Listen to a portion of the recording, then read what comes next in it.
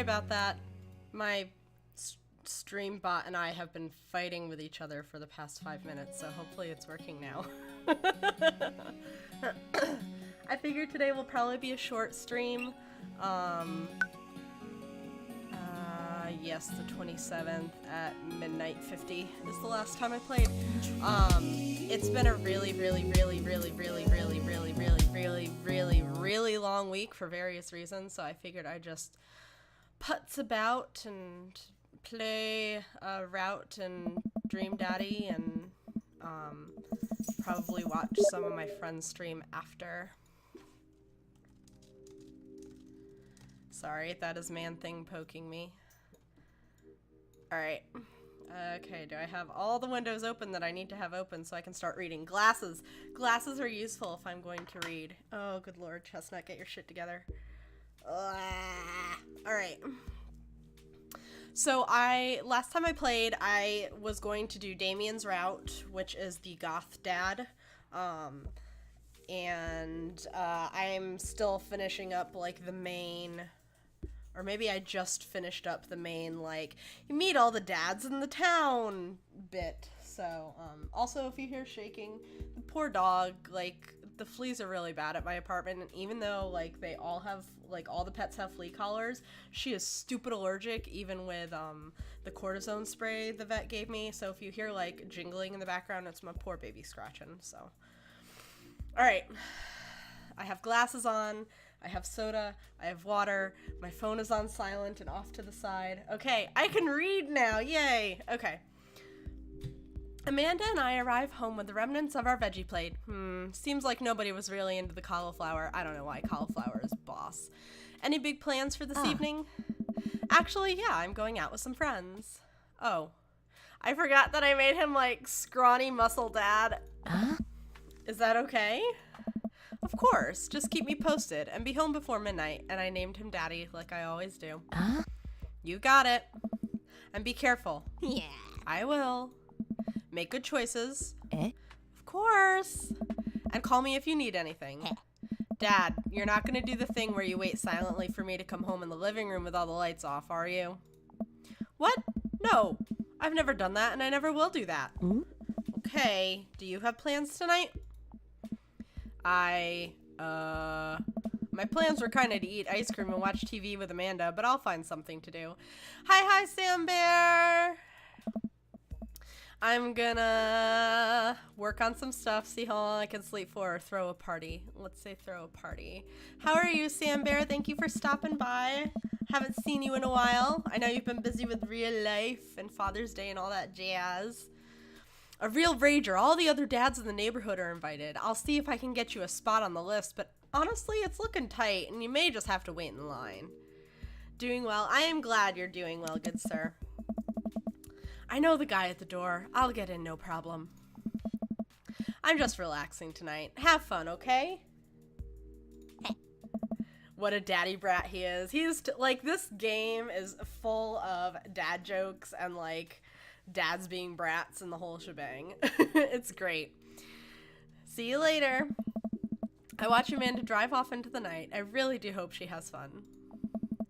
I plop down in front of the TV and turn on some Wine and Dine Mastermind with celebrity chef Gavin Chapman.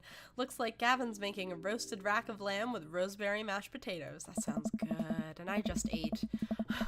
I'd love to be able to cook like that, although I think if I was actually good at cooking, I'd use my powers for evil, like just making baked Alaskas all day instead of any food of real nutritional substance.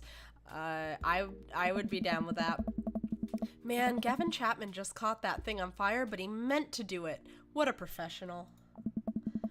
I lose track of time as I blaze through several episodes of Wine Dine Mastermind and also one episode of some cooking show called Meat Hell. I'm not even sure what that one was about. It was just a lot of yelling. I glance at my watch. Man, it's almost midnight. I should check in with Amanda. I send a text. Hey kiddo, you good? I wander into the kitchen as I wait for a reply. Amanda's phone is almost always in her hand, so I'm sure she'll respond soon. Unless she's driving home now, in which case I hope she doesn't respond soon because I definitely taught her better than to text and drive. I reach into the freezer and grab an ice cream sandwich. It's a little late for this, but I think I earned it after a long day of socializing. I check my watch again, and then my phone. Nothing yet. Okay, see, now I'm worried. Do I call her? Do I call the cops? No, it's too soon for that. I'll just send her a gentle reminder text. What's up? Half an hour passes. Now I'm really worried. The episodes of Gavin Chapman's Meat Hell are not only assuaging... I can never pronounce that word correctly. Assuaging my anxiety, but possibly exacerbating it with all the yelling, so I keep pacing around the house waiting for her to come back. Why didn't I find out where she was going? Who was she even with? Why don't I know any of her friends' phone numbers? Why don't I even know any of her friends' full names? Who is Emma P? I decide to send her another text. Amanda, please text me and let me know you're okay. I can't help but think of all the awful things that could have happened to her. Oh, thank God, it's her. Amanda opens the door and shuffles in. Finally, she's back home. I'm glad she's okay. Sup? Sweetie, thank God you're safe. Yep. But now that I know she's okay, I'm really mad. Why didn't you answer my texts? Amanda pulls her phone out of her pocket. Oh, whoops, guess I didn't see those. She starts to walk to her room. Amanda Ann. Whoa, we're pulling out the middle name now? Amanda, you came home an hour and a half after your curfew and you didn't respond to any of my texts. You really freaked me out. I was about to call the cops. Dad, you're seriously overreacting. You're not going to be like this when I go off to school, are you? I have a right to be concerned. You're my only daughter. Well, I can't give you a play-by-play of everything I do all the time. I'm 18. You shouldn't... Ow. Oh, man, there's a mosquito in here. Motherfucker. I'm 18. You shouldn't even be giving me a curfew in the first place. I sit down on the couch and put my head in my hands. I feel very tired all of a sudden. You really scared me. Just, please don't do that again. All right. I'm gonna go to bed now. Amanda closes the door to her room and I head to mine. Jeez. As I'm falling asleep, one thing she said keeps echoing in my mind. You're not gonna be like this when I go off to school, are you? I definitely didn't sleep well last night. I brew some strong coffee and make some scrambled eggs for Amanda as a peace offering. She eventually wanders into the kitchen. Hey. I thought about what you said last night. I should have texted you. I said I was gonna do it and I didn't. I honestly just didn't even think about it. I'm really sorry, Pops. I won't do it again. Well, I trust you to make good choices. I also thought about it, and I'll try to give you your space from here on out. I gotta trust that you can take care of yourself. Team McDad. I forgot that I had made their last name McDad. I love myself. Team McDad.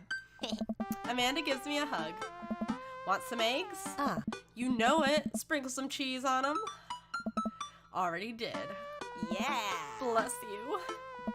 Amanda scarfs down the eggs and the time it takes me to wash the pan. Alright, I'm off to school. Smell you later. Wait, one more thing before you go. What? What's Dad Book? Ugh. It's a social media platform. Wait. What? What's a social media platform? Dad, I have to go to school. Come on, Amanda. I'm an old man. I can't put together a Dad Book profile on my own. Alright, I'll help you sound interesting on the internet. Ugh. Amanda spends the next couple minutes setting up my profile on Dad Book, which, as it turns out, is a place where dads can get together and talk about fatherhood. Ugh. Alright, Pops, we gotta fill out your profile. Let's get some likes and dislikes. I love filling this out. On a Friday night, you are most likely to polish and sort my coin collection, Netflix and grill, baby, fall asleep watching the History Channel, torment my children with dad puns, or sink into blissful oblivion. Sleep, obviously. If you had one thing to take with you onto a desert island, what would it be? My trusty grill, the Law Shaker Assault, Castaway on DVD for instructional purposes, a boat, obviously. I don't need anything. My survival skills have trained me for this day. Let's be practical dad. A boat, obviously. What are your turn-ons? Bow wow. Strong dad arms. Yes, please. Tennis shoes with long white socks. Why? Why even? Just why? A well-manicured long. Street smarts. Top-tier grillmanship. Hells yeah. Or comfortable with crying. Yes, please. Oh, we're doing practical dad. Practical. So we'll do street smarts. What did you want to be when you grew up? Technical writer for manuals and instructionals. That's kind of what I do. Salty boat captain, pro skater who is also an astronaut, a good father, the president of space. He's supposed to be practical dad. He's supposed to be practical dad. Okay. What's your favorite movie genre? War documentaries, Sean Connery's entire filmography, anything on Laserdisc, romantic comedies, whatever will make me cry, or old comedies that haven't aged well. Let's do Sean Connery's entire filmography. What's your ideal date? Napping together, doing a 1,000-piece puzzle together. That sounds like hell. Eating a healthy dinner at 4 p.m. Trying to geocache but getting hopelessly lost. That's kind of geocaching in general. But arson or being emotionally vulnerable. I'm gonna say, because he's practical dad, eating a healthy dinner at 4. What do you never leave home without? Gotta run, get ready for D&D. Thank you for streaming. Thanks for stopping by, Sam Barrett. It was nice to see you. A sensible cardigan, my sick vape, a book of word jumbles and a pen, a cool knife, my cripplingly low self-esteem, or I frequently forget my phone, keys, and wallet at home sometimes. Cool knife. I spend a lot of my time thinking about conspiracy theories, how proud I am of my child, potential ends of the world, if I'll ever be able to love myself as much as I love my grill, when I can next get a cup of coffee, or lawnmower modifications. Oh, potential ends of the world. Profile complete. See, that wasn't so bad. Yeah, that was actually kind of fun. I could totally spend all day on here just looking at people's profiles. You should message one of them, or more than one. Or more than one of them. All of these dads seem pretty interesting. Okay, I promise I'll make some friends. Amanda gives me a hug. Oh, hold on. I forgot to... Forgot to turn that on. Amanda gives me a hug. Go get him, Dad. Welcome. You've got dads. All right. I have already played. I played Joseph, then Robert. I'm going to need to redo his route because I got a really shitty route, and apparently he does have a good route where you get to actually meet his daughter. But I did not get that route, so I am going to have to replay him. I finished Hugo last time I played, so I'm trying to do Damien. Then I'll probably do Craig, Matt, and I save who I think will be the best for last. And I really like Brian, so I'm saving Brian for last because big guys are So yeah, I'm doing Goth Dad, then it'll be Sport Dad, then it will be Hipster Dad, and then it will be One Up Dad. Alright, Damien. How do you do? I have finally decided to join this information superhighway. I'm not entirely sure how this works, but I will try my best to understand. I love long strolls through graveyards and spending time with my son. If you would ever like to chat about the latest in Victorian fashion, the inevitability of our own demise, or black cats, please send me a letter. On a Friday night, you are most likely to listen to true crime podcasts while I taxidermy my newest specimens. Okay, the taxidermy is a little weird, but I'm totally down with the true crime podcast. If you had one thing you could take with you onto a desert island, what would it be? A coffin. Yeah, because that's not creepy. What are your turn-ons? Pronouncing bosom correctly. Thank you, Jesus. What did you want to be when you grew up? A bat. Goth Dad. Goth Dad. What's your favorite movie genre? Foreign, art house, horror. What's your ideal date? It's night. We are at an industrial dark wave club in Berlin. The music drums to the beat of our hearts. What would you never leave home without? An upside down cross. I spend a lot of time thinking about mortality salience. Oh my god. Alright, we're gonna message Damien. Oh, goodness, Damien. Damien seemed really interesting. A little odd, but interesting. I think I should hang out with him to get to know him a little better. I navigate to Damien's dad book page and type out a message. Hey dude, you seem cool. We should hang out sometime. I sit there for a minute before I see that Damien's typing. But then he keeps typing. And typing. Man, is this guy writing a novel? I leave the computer to make some coffee. I wouldn't be surprised if he's writing a novel. And he's still typing. I sip my coffee and the computer finally dings. Daddy, I must confess my excitement to be receiving your kind letter, for, as you see, I do find myself available to enjoy your company. I must ask for your forgiveness, however, as I believe our first meeting did not paint me in as a gentlemanly manner as I would have liked. Oh, whoa, there's more. I would be highly flattered to enjoy your companionship at my residence for an afternoon tea and a stroll around my garden, should it please you. Till then, adieu. Yours humbled, D. Bloodmarch. I stare at the screen and reread the letter several more times. Hey, Amanda! Huh. Amanda pops out of her room. Her eyes are a little puffy, almost as if she'd been crying. Hey, are you alright? Oh, I'm fine. yeah, totally. I'm cool. Yeah? I just found out that my succulent I've been watering and singing to for the last 3 months was actually made out of plastic.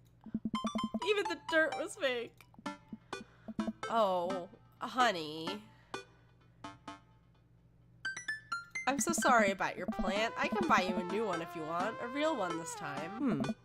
That's sweet, but I rescued that plant, and now I know it's a fake, right? She clenches her fists with determination. I'm still gonna love it, no matter what. Is this what being a parent is like? Yes, sweetie. Make sure it gets into a good college. But seriously, you know you can talk to me about anything, right? Yeah, that's why I'm sharing my succulent woes with you. Okay, just remember that it's okay to be sad. And also remember that I love you very much. And only want what's best for you. Alright, geez, don't make me cry again. Can you help me with something? Ugh.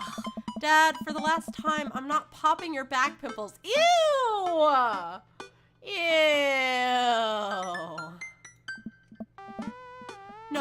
No, can you interpret this for me? I turn the computer to Amanda and she squints at Damien's message. I just don't understand NetSpeak. Like, is this how you kids communicate with each other now? Yeah. Oh, totally. This is the hot new thing. See, Dad, kids got over saying LOL and LMAO or whatever they decided that what they needed to do was bring it back to the 1800s. So what do? Where's your pen and quill? What? Did you forget to unpack the pen and quill? Dad, how will we address the nobleman in regards to your upcoming debutante ball? Okay, now I know you're messing with me. Father, without a proper chaperone, you'll never end up with a suitor worthy of our land. Or our dowry. Or... So you read Pride and Prejudice in school one time, and now you're reciting things and know about it back to me, aren't you? Like, the first 5 pages, then I read a review of the movie. Still gotta be, though. Great, so what do I say to Damien? I got this. Amanda reaches over me and types on the keyboard. Sure thing, dude. Regards, Daddy. Amanda hits send and smiles at me. Well, I suppose that's that. I make the short walk over to Damien's house. Well, I guess you can't really call it a house. It's more of a manor, estate. The Gothic architecture looms above the other homes in the cul-de-sac. I walk past a couple of gargoyles guarding the front door and look around for a doorbell. There doesn't seem to be one. I pull the large, ornately carved bat's head door knocker back, and a hollow sound echoes throughout the house as I strike it against the door. I wait several moments before the door slowly creaks open. It's a little creepy, but I enter the home and take a few steps into the foyer, noting the oil portraits of whom I assume are dead relatives hanging on the wall. As I'm admiring them, the front door slams shut behind me. Hello? Silence. An oil lamp in the corner flickers dimly, casting ominous shadows against the wall. The music is actually really cool. Why do I feel like all the people in these paintings are staring straight at me? Why is it so cold in here? Where's Damien? Daddy, pleasure to have you in my home. I look up and see Damien standing at the top of a majestic staircase with a walking candle holder. What's with that door slamming shut? Oh, sorry, there was a draft. And the door creaking open when I knocked. I accidentally left the door unlocked. And the creepy oil paintings. I like oil paintings. Right. Right. Please, let me show you around. Okay. Damien leads me around his house, showcasing his parlor, sitting room, auxiliary sitting room, and the parlor again for some reason. This is one of the older homes on the block, yes, but nowhere near as old as the architecture might suggest. Though through extensive renovations, I have been able to craft a residence that is both historically accurate to the Victorian period and equipped with the amenities of any modern dwelling. We walk past the door covered in bumper stickers, caution tape, and a black parade poster. Did they listen to My Chemical Romance in the Victorian era? That's my son's room. You know how the rebellious teenagers are. Onward, onward, there's more to see. We reach a door at the end of the hall that Damien opens with a flourish. And this is the library. That's really awesome. I want a library like that. Sunlight streams in from floor to ceiling, arched windows. The walls are lined and packed with bookshelves, and even more books are scattered over the period-appropriate furniture. Damien is clearly really proud of this room. Let's look at the butterflies. I walk up to the glass display of pinned bugs on the wall. It's pretty impressive. I'm glad I got the hearts, but I did not get the eggplants. Nice bugs. I pinned them all myself. Maybe I could show you how sometime. I'm concerned I would stick the pin right through my finger. Ah, the pinner's gambit. Is that a thing? No. Look out the window. I walk to the window and am greeted by a beautiful view of Damien's backyard. It showcases a beautiful view of the rest of the cul-de-sac. Hey, I can see Craig on his lawn. He's doing push-ups with his daughters on his back. Of course he is. Damn. He sees me and waves happily, doing push-ups with one hand now. Damn. Did you know that Victorians spent at least 20 hours a week gazing longingly out of the full-length windows? Wait, really? No.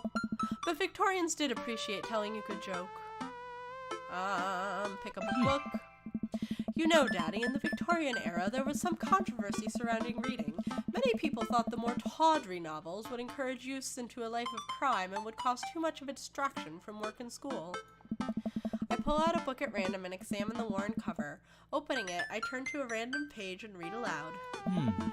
Naruto struggled against the chains that Sasuke had bound him with.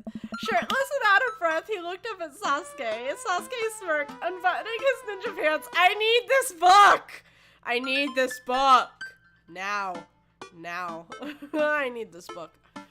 Okay, I think that's enough. Damien snaps the book shut and puts it back onto the shelf. That's a rare book from my private collection. Please, will you join me for tea? I follow Damien to his sitting room, where finger foods have already been set out upon a beautiful tiered silver tray. I take a seat on one of the high-back chairs as Damien pours and serves me some tea. I can't believe we're having a high tea. I never thought I'd get to do this. Damien smiles to himself. What? It's a common misconception that high tea refers to the wealth or class of the people enjoying it, when in fact the high refers to both the latter time of day and the working class had to enjoy tea in the height of the tables on which they're served. Oh. My dear friend, we're currently enjoying afternoon tea. That's informative.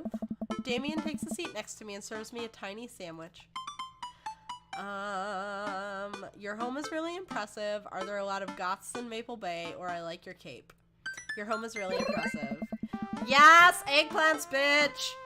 It seems like you've really put a lot of work into this place. Thank you. Huh. No one's ever complimented my home before.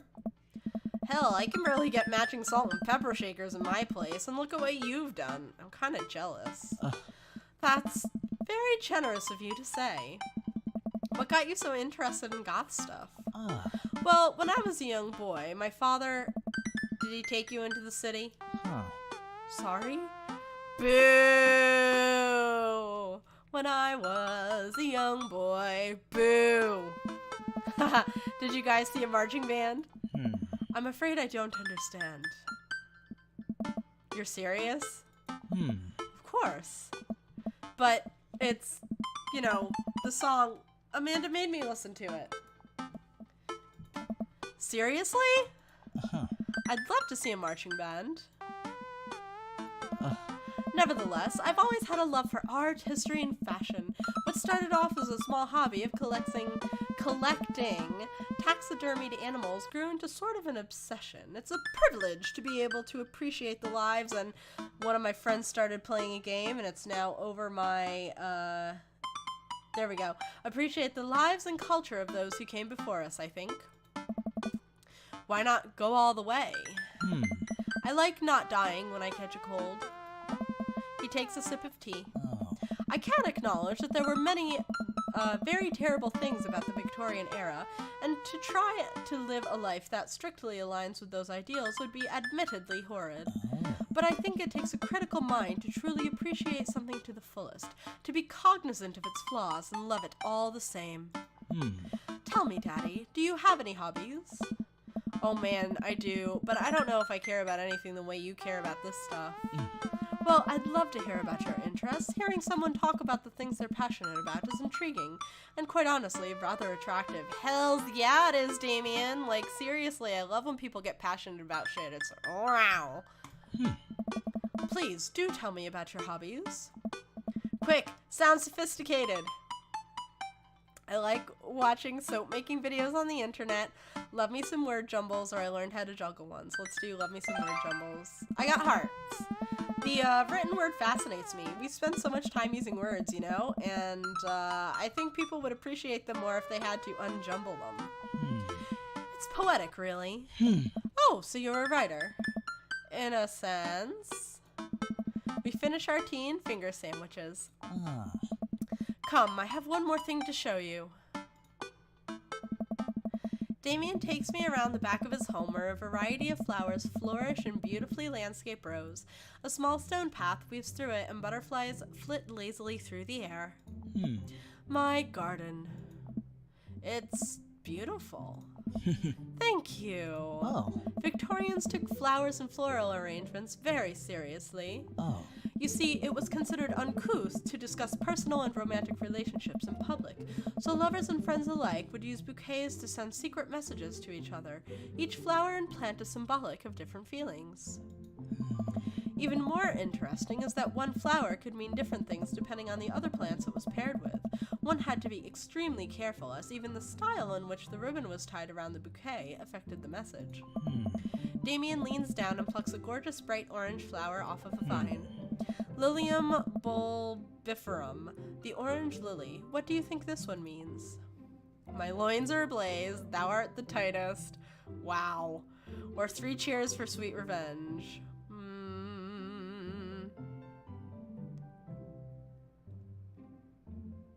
Sure, my loins are ablaze. Oh. The orange lily is actually symbolic of pure hatred. Well, and that's precisely why floral arrangement is so challenging.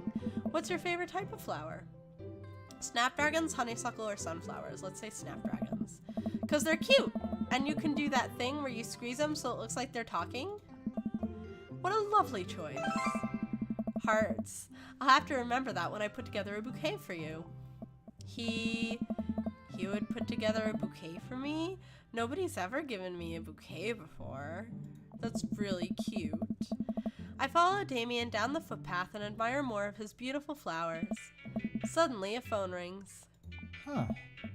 Oh, Daddy, will you excuse me? I must take this. I love the cell phone music. He pulls the cell phone out of his pocket. I'm a little surprised it's not a rotary phone. Go for it. Damien smiles and walks back to the house. I take a deep breath and enjoy the heavily perfumed air. What a lovely yard. This makes me wish I had put a little more effort into that garden Amanda and tried to start one time. Our watermelons grew to the size of cherry tomatoes and then immediately died. Oh, hey, a gargoyle. Oh no, I knocked over the gargoyle! Fix that guard. Fits that garg? Oh god.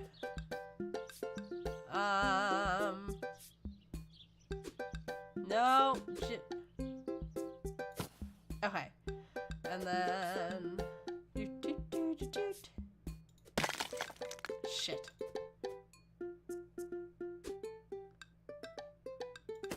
There we go. Okay. Goal! Woot. Woot woot. Don't forget to floss every day. Dad tip number 1. Phew, that was a close one. Uh-oh, here comes Damien. He looks upset. Ugh. Daddy, my sincere apologies to have kept you waiting. There's an urgent matter that I must attend to, so I'm afraid I must take my leave. No problem, dude. Everything all right?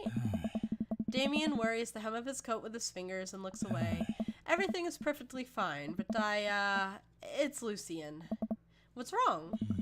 He appears to have, well, his teacher needs me to come to the school post-haste. Do you need help?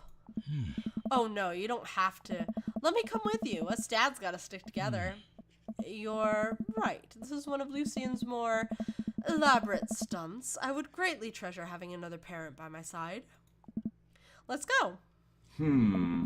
Damien and I walk into the school and are immediately greeted by an anxious-looking Hugo. I don't know. Hey, Damien, you're here in record time. I wouldn't miss it for the world, dear friend. Wow, whatever it is, it doesn't seem like this is Hugo and Damien's first time to the my kids are in trouble rodeo. What is it this time? This, Damien, you have to see to believe. Damien and I fall into step behind Hugo, who leads us through the busy corridors of the school. We pass by several classes in session, and I vaguely wonder if Amanda's around. Hugo eventually ushers us into a small boiler room with a flight of rickety stairs leading down into darkness. Watch your step. I can hear faint voices drifting up from the basement, and they don't sound happy. As I'm led into the depths of the school, I recall the antics I got into as an angsty middle schooler. At least I had enough sense to stay out of creepy basements. We find another teacher in a boiler room tucked away in the back of the basement. With him are Lucien and Ernest, Hugo's son. Lucien has a bloody nose. Thanks for coming. I can't make heads or tails of this. I look around the scene of the crime and see a bunch of bricks and some masonry tools scattered about. What happened here? Ernest punched me. Lucien tried to kill me. Oh my. The room falls silent. I was not trying to kill you, dumbass. I was just trying to build a brick wall around you and see what would happen. You promised me there was wine down here. You tricked me. Whoa, whoa, whoa. Wait a second, Lucien. Did you try to cask of Amontillado Ernest? That's kind of awesome, actually. I'm neither confirming nor denying that.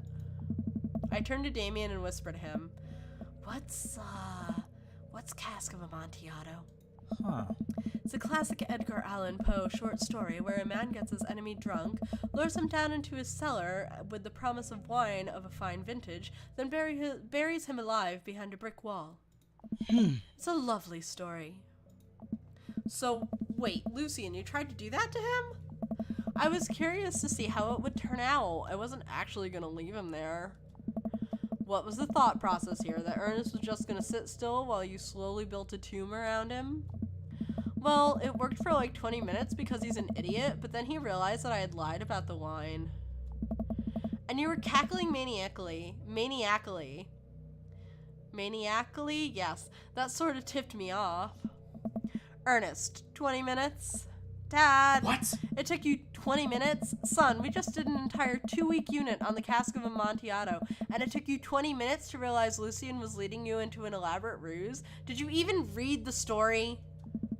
I read the first 5 pages, and then I read a review of the movie. Whoa! It's only 5 pages long and there is no movie. Yeah, you're right. I paid Lucien to read it for me. Actually, he didn't even pay me. So when you think about it, this was me teaching him a lesson. Damien and Hugo both have their heads in their hands. You guys are always telling me to engage in the literature, and I did. I don't see a problem here. Alright, I'm filing this under what the hell. Don't do ever whatever that was again. You two are both suspended for a week. Ernest and Lucien high five. The teacher starts to stomp up the stairs. Hugo, I'll cover your class. Take your son home. Mr. Bloodmarch, you too. Thank you for your mediation.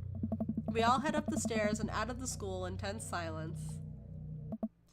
Lucien, Damien, and I all pile into my car and begin to drive home. Lucien immediately puts his head up and stares out the window angrily. I'm not going to therapy again. I know, son. It's entirely up to you whether or not you want to go. But I care about you, and I can see that you're struggling, so if you do decide that you would like to speak to a professional about your feelings, we can do that too. Maybe you can spend this next week looking for a summer job, I know how much you want your own car. I can't believe Damien's keeping his cool. I'm impressed. Fine. Thanks for not freaking out too hard. I love you, son. Lucien continues staring out of the window. Love you too. We spend the rest of the drive in relative silence. The moment we pull into the driveway, Lucien hops out of the car, slams the door, and runs inside. I didn't expect to have that conversation in front of you. He and I have a lot we need to work out. It's alright. And all things considered, Lucien's bricklaying was pretty good, so there's your silver lining. There is that, yes. He's probably just going through a phase. I really admire how you handled that, or does this kind of thing happen a lot? I admire how you handled that. You're a lot more diplomatic with him than I would have been. I just want what's best for him, and I don't think yelling at him would do either of us any favors. It rarely does. You're a good dad. Woot woot, eggplants! See you around soon. It would be my honor and my pleasure. Damien bows with a flourish. Classy. Oh. I come home to find Amanda curled up on the couch with a blanket, watching TV. I plop down next to her. Yo. What you watching? Tiny House Hunting Brothers Extreme Edition.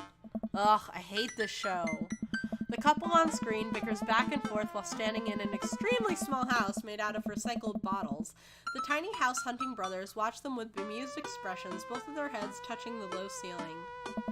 I told you I wanted a 2-bed, 2-bath, shabby chic cottage. This house doesn't even have a bathroom. But honey, the outhouse is only 20 yards away. It's not that bad. I am not pooping outside, Greg. Why don't they just get a regular-sized house? I don't know. How'd afternoon tea go? It got strange. We had to go to the school to pick up Lucien since he tried to... He lured Ernest down to the cellar with the promise of a fine vintage, and then he tried to brick him into the wall, right? How did you know that? Has everyone read the story except for me? Lucien live streamed the entire thing. This entire day is beyond me. But otherwise, it was a fun day. That Damien guy's a character, but he's really good company, and a surprisingly diplomatic dad. I dig his style. You know what? Me too. Never give up, never remember. Date complete, what did I get? Amontillado. I just want to know. Yes, I got an S. With the works of Corey Feldman? He simply slayed in The Lost Boys. Achievement in progress, 1 of 3, interview with the vampire. Alright, so I've completed 1 of the 3 dates for Damien. While I'm doing my afternoon word jumbles, I hear the mail truck pull up through the cul-de-sac. I wonder if we got any coupons today. The nice mail person slides a couple letters and a large yellow envelope through the slot. It takes a couple of tries for them to get it in. Wow, wow. Hey, my coupons! I take a closer look at the large yellow envelope.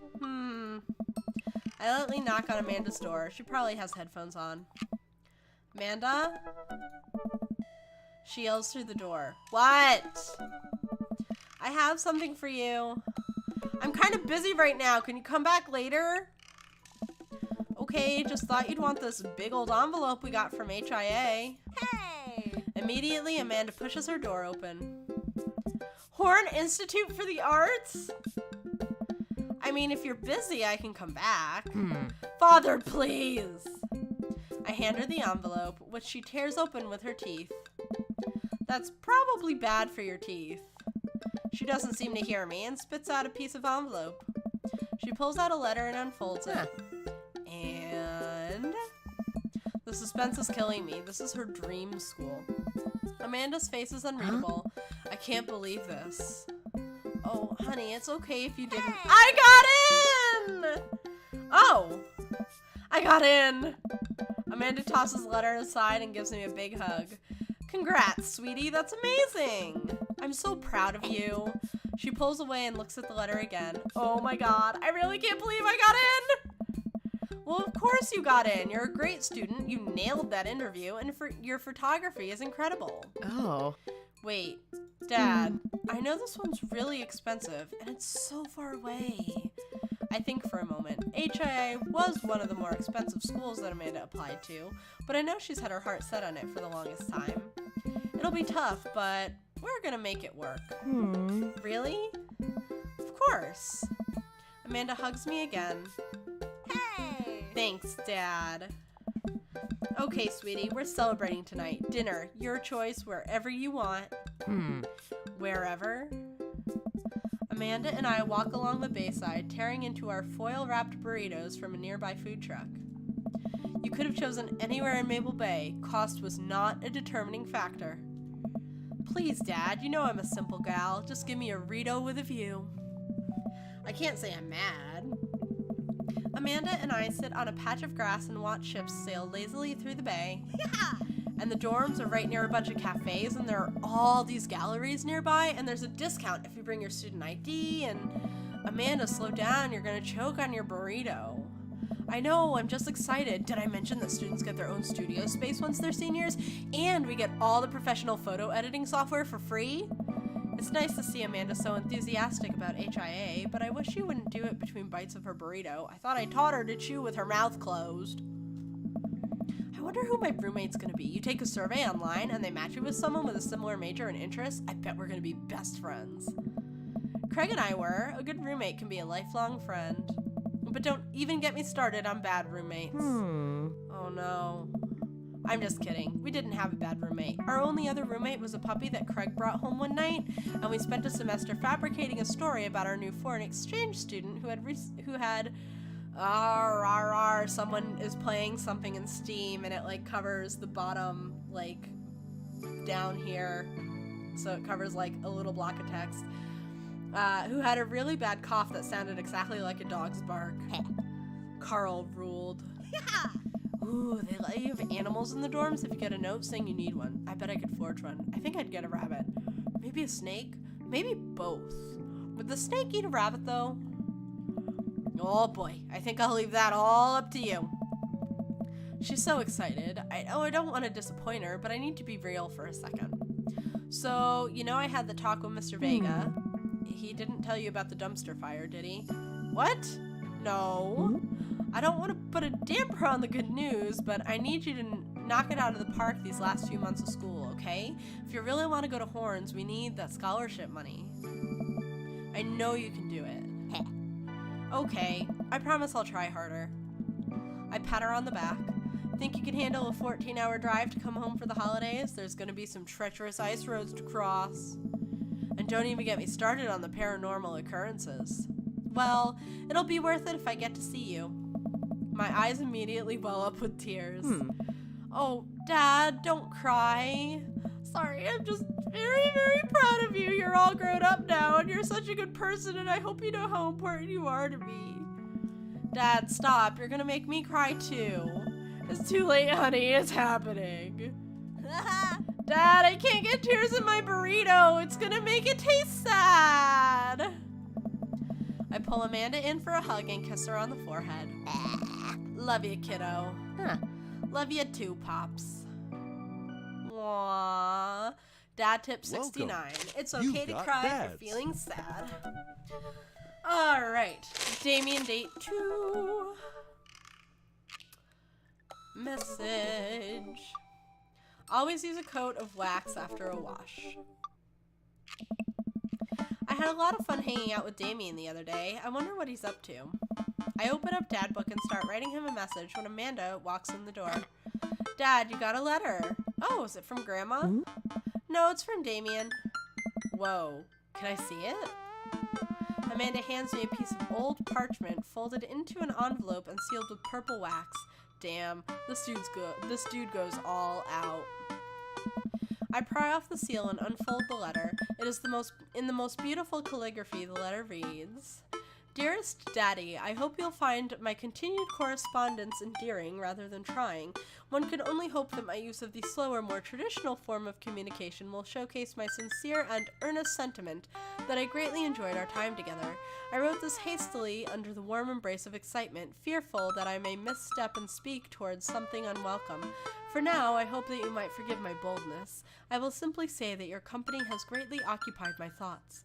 While the afternoon may have been derailed by forces unseen, your companionship helped a great deal, not only in the discipline of my child, but in the morale of my spirit, and for that I thank you.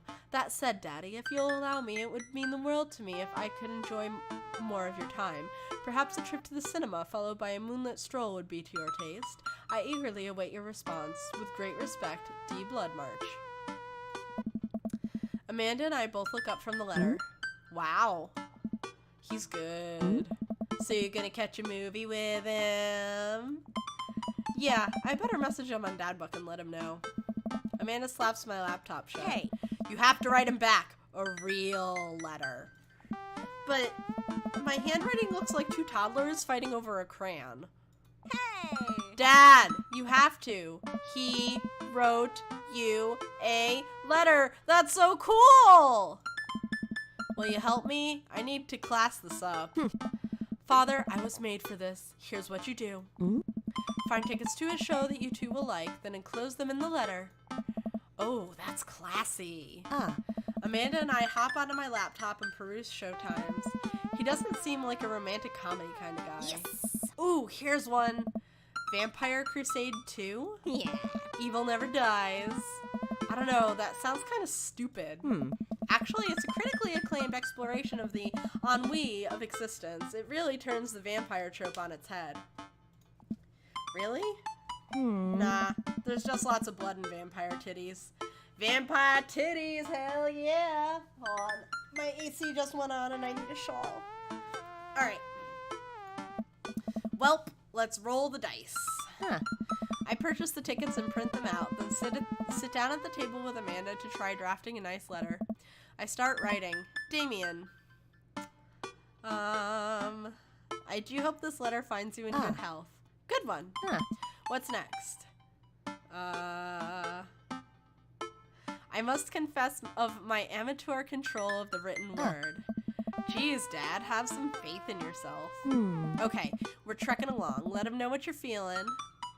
You find me in good spirits, for I felt very much the same after our last encounter. I did very much enjoy the adventure we found ourselves on last we met.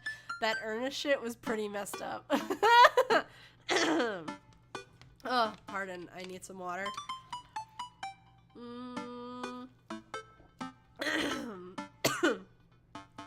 Dying. Which one do I want? You find me in good spirits, for I felt very much the same after our last encounter, or I did very much enjoy the adventure we found ourselves on the last we met.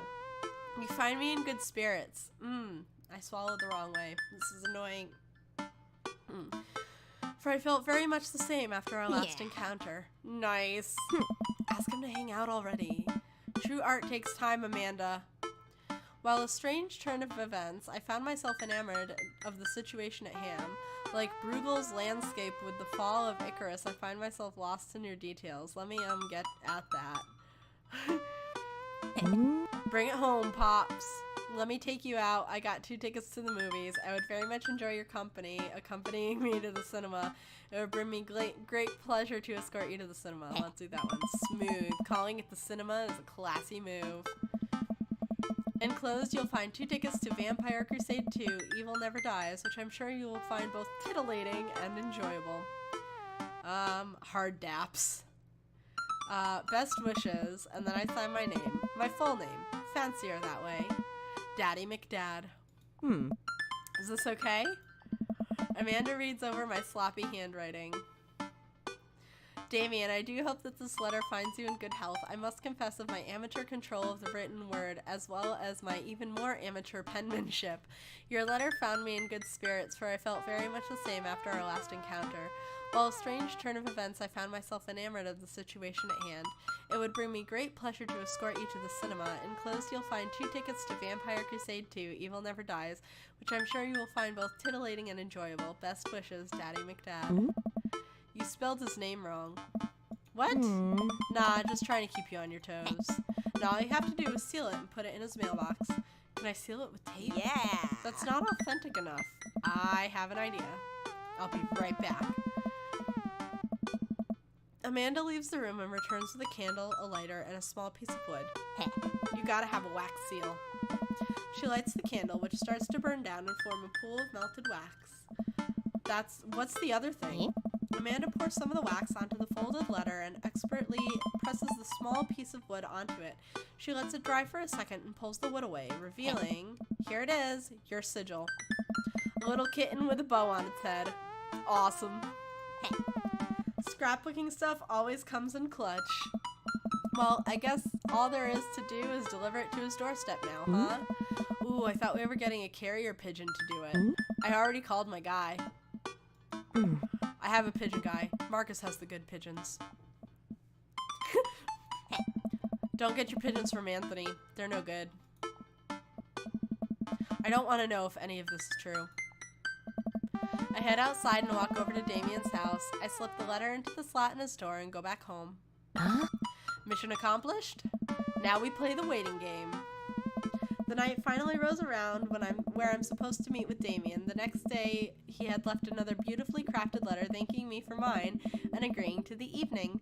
Amanda helps me pick out a nice outfit, and I show up to the theater a little bit early. It's a chilly night, and the theater is kind of crowded, but it's still nice. How do you do?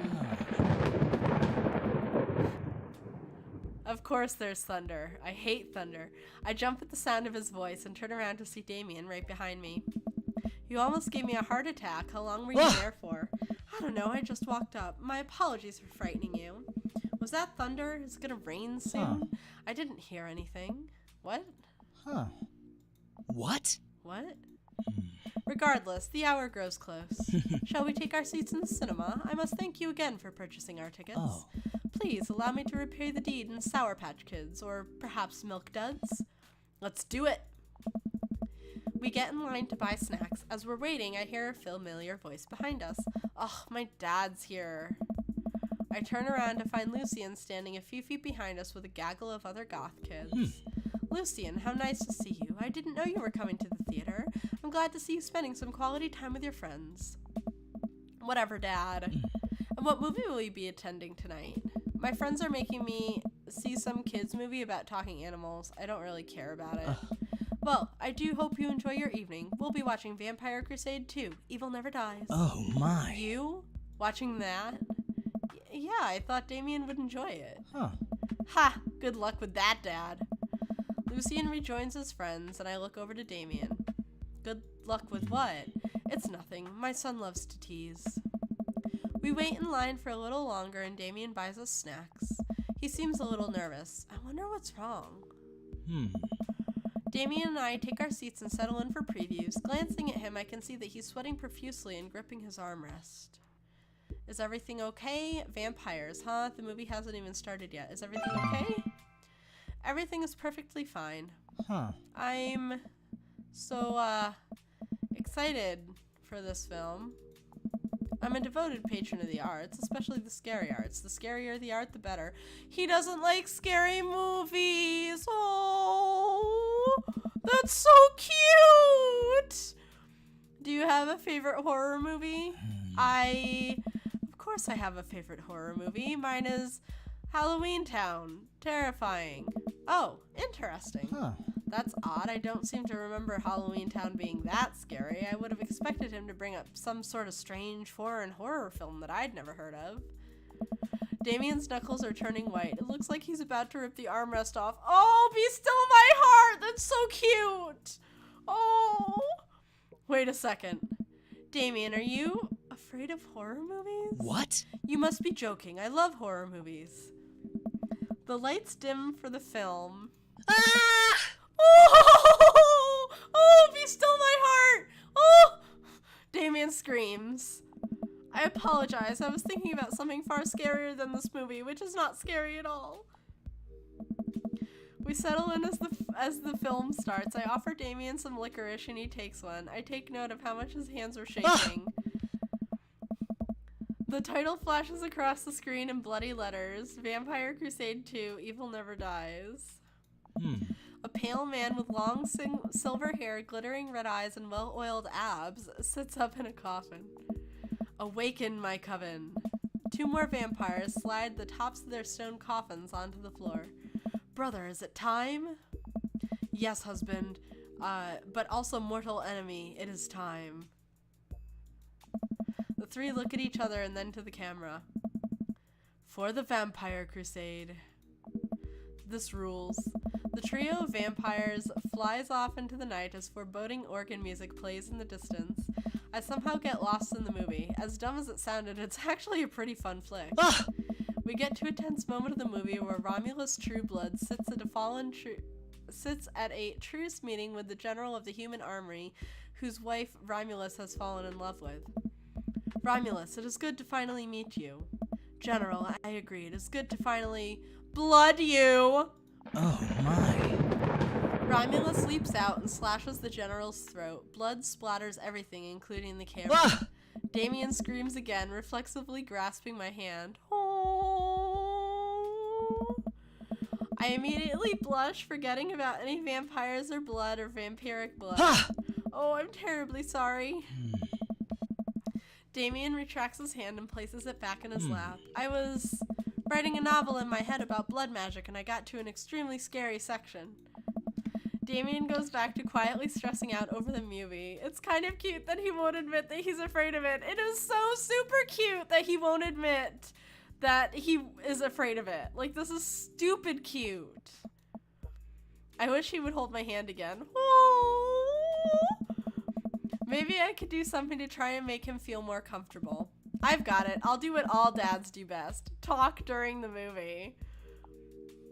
Tell a dad joke, point out plot hole, ask what's happening.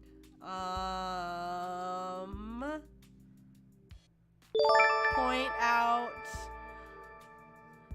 Thanks for the host, Zeno. I appreciate it. And welcome and enjoy hanging out. Hopefully, I'm being silly and reading visual novels because it's been a long week and I needed something silly. Tell a dad joke, point out the plot hole, or ask what's happening. I don't know that Damien would appreciate a dad joke because he didn't get the Black Parade joke, which was so well done. So, point out plot hole. Did you notice how that guard fired 7 bullets, but his gun only holds 6 bullets? Yes, that is so absolutely unforgivable from a filmmaking standpoint. Well, the gun might hold 6, and there might be one that can be locked in the chamber, so it might hold 7 rounds, just so you know. It's almost unwatchable. It's funny how it's so much easier to point out tiny mistakes in the work of others than it is to actually go create your own thing, huh? How's those downtimes? I don't handle downtimes. Our downtime ST handles downtimes, Zeno. I just track whether they come in and if I need to make any item cards. Zeno is one of the folks that I LARP with, so. Hey, look, that's an anachronism. The rest of the movie goes by relatively smoothly with only a few whimpers from Damien. Maybe he would have liked the romantic comedy better. We get to the final scene of the movie where Romulus Bad Blood and the general's wife embrace each other in his crypt. It appears that the true vampire crusade was the vampire crusade in our hearts, our cold, unbeating hearts. Romulus and the general's wife begin making out. Hard. Oh my! The film fades to black and the end appears on the screen, but then it hard cuts to Demetrius and his rival lover, Camilla, who watch the two from afar. Huh. Oh no, twist ending! Our bloodline has been pure for 1,000 years. Romulus has betrayed us by loving a human woman. It will only be a short time again before the next Vampire Crusade 3, Evil Must Die Again. Vampire porn, love it. Yes, of course. More thunder, more ominous organs. The movie fades out again and a bloody question mark now accompanies the end. Damien and I walk out of the movie theater amidst throngs of chattering moviegoers. He's a little more pale than I remember, but otherwise he survived the encounter. He even seems kind of invigorated. What an interesting film. While the premise admittedly struck me as pedestrian, I was intrigued by its harrowing love story and great attention to detail in regards to vampiric lore. Yeah, it was pretty good. A lot more vampire titties than I thought there would be. Oh. Vampire titties, hell yeah. Come, the night is young. Let's take a stroll. Damien is making a point of not telling me where he's taking me. Still, I'm enjoying the walk and the cool night air. Being alone here with Damien is a lot better than being in a crowded theater. Nailed it. Hells yeah. Vampire titties. Uh-huh. Lovely night, isn't it? As lovely as the company, yes. He thinks I'm lovely. Damn. Okay, here comes the smooth response. Thanks, cool, or okay. Really, Daddy? Really? Thanks. No problem. Crushed it. We both stand there feeling a little awkward. I sure am one smooth operator. Are you getting a little hungry? We could maybe stop off and grab something to eat. Worry not, friend. I've a plan. We turn the corner and are greeted by the gates of a cemetery? What? This game is awkward as hell, says Zeno. It's a little awkward, but it's mainly just filled with dad jokes and, like, moments that are, like, just stupid funny, so. Are we going in there? Oh. A little bit of Victorian flavor, Daddy. Trust me. I'm a bit nervous, but Damien hasn't led me wrong yet. I follow his lead as we walk into the cemetery. Statues of angels stare down at us as we follow a path through the faded tombstones. As we crest a small hill, we get a beautiful view of the city. The night lights sparkle around us. I gotta hand it to him. For being in a cemetery, this is strangely romantic. Is it like that one game, Hatful Boyfriend? So it's the same genre. Here, let me... Oh, did my command not... No? Yeah, it's active. Did it not? Let me try... There we go. So it is a visual novel, which, to uncomplicate things... Hold on, I need water first. So a visual novel is essentially like a choose-your-own-adventure. It is a big genre in Japan, but in America we simplify their division of types of visual novel genres into just visual novel. So yeah, it's a visual novel. It's a Western-made visual novel. Sorry, not trying to derail the stream. You're not at all. I like talking about visual novels. They're my favorite games to play. So, the article in the nice little linky link is actually really awesome. It talks about the rise of visual novels in the West and how more Western developers are deciding to make them based on the popularity of the genre in Japan. my first visual novel I ever played was Hatful Boyfriend, And I enjoyed it because I was like, oh my god, it's silly, you date bird boys, and you like, I'm like, I like these dating sims, these are fun. And then I found out that like, once I got more into it, there was an actual story behind it, and like, the dating sim portion of the game was just like this, I guess you could say front for the actual true story of the game. So, I really like visual novels. But yes, it is sort of like Hatoful Boyfriend. It is a dating sim / visual novel, but there is no hidden story like there is in Hatoful Boyfriend, is the short answer that I got to in a very roundabout way.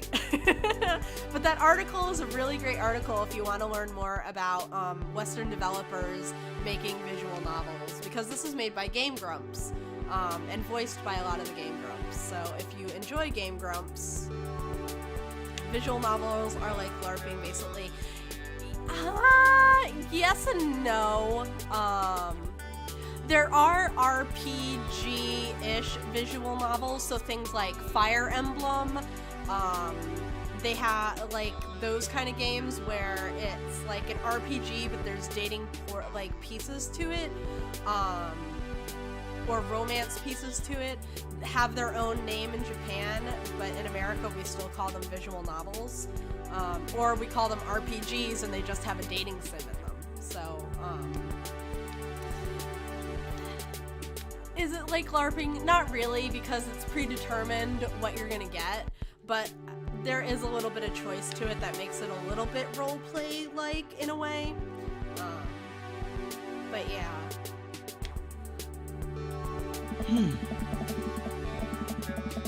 Are visual novels usually about relationships?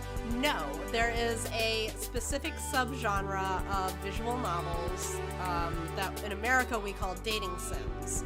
And there are lots of different types. You have your eroge, which is your NSFW ones, which are typically very NSFW and very fun.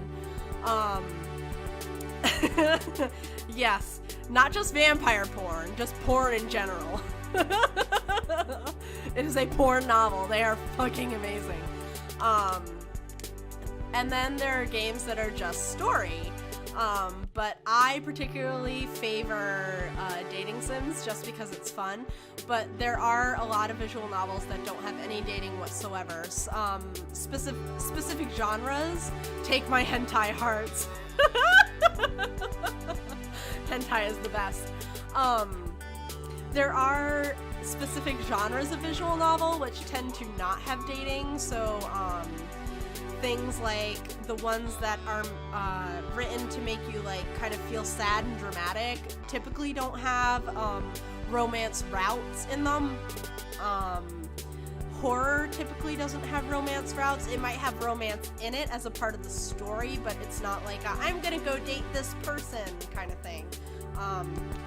Like one of the ones I want to play, well, one of the ones I want to buy and play is The Fate of House Morgana, I think is the title. I always screw it up. I always think it's like the House of the Fate of Morgana, something like that. I think it's, I'm gonna have, okay, I need to Google this now because I'm gonna like piss myself off by not knowing what it is. Come on, Chrome, load please. Okay. It's the House of Fate Morgana.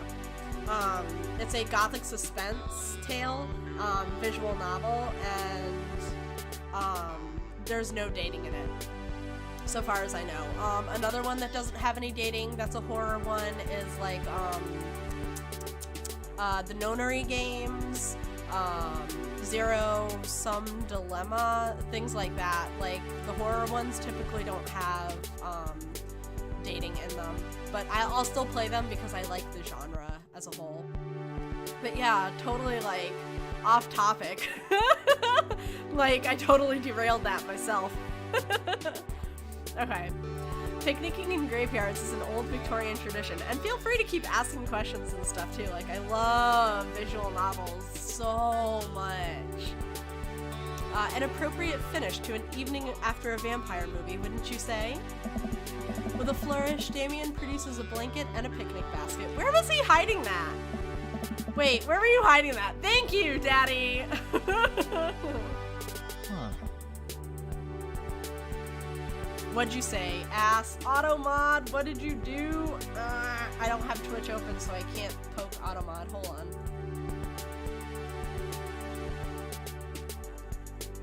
Alright.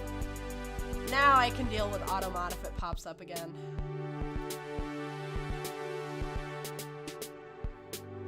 Oh, you linked the game. Which game? The House of Fate Morgana? Yeah.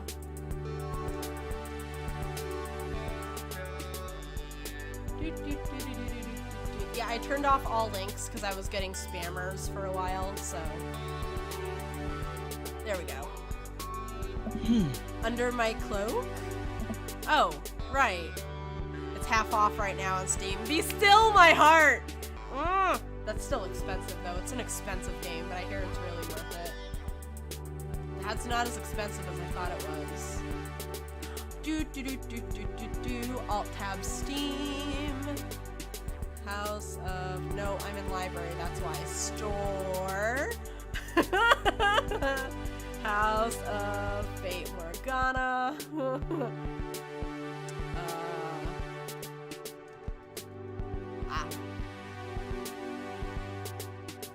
Come on. Oh god, there's multiples now? The collection? There are multiples. Oh, awesome. The complete collection is 38% off, and it's $38.20. So I might have to get it. I'll have to look at that later. Okay. I might have to get the collection. It's been on my list for a while, but I haven't opened my email yet because I know I'm gonna get flooded with this game is on sale in the stream sales, so. Alright. Damien unfolds the blanket and we both sit down gazing out at the city lights. He produces a bottle of red wine and a fine selection of cheeses. In the Victorian era, there were no public art galleries, parks, or botanical gardens to speak of. Once rural graveyards became a more popular alternative to church burials, they became the only place that people could see beautiful plant life and fine sculptures. That makes sense. This is pretty nice. I have a question, though. How are you so okay with being in a graveyard, but you have trouble handling a scary movie?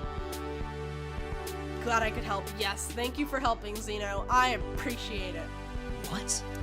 I wasn't... He sighs deeply. Okay, yes, I was extremely scared by that movie. I was not writing a book about blood magic in my head. I just have never been good at those. I just feel as if because of how I look and act, people expect me to love horror films, so I must play the part. Truth be told, I don't know if I have the constitution for them at times. Maybe I get XP bonus. Kidding. I'm gonna have to screenshot that and send it to the STs. And they will laugh at you.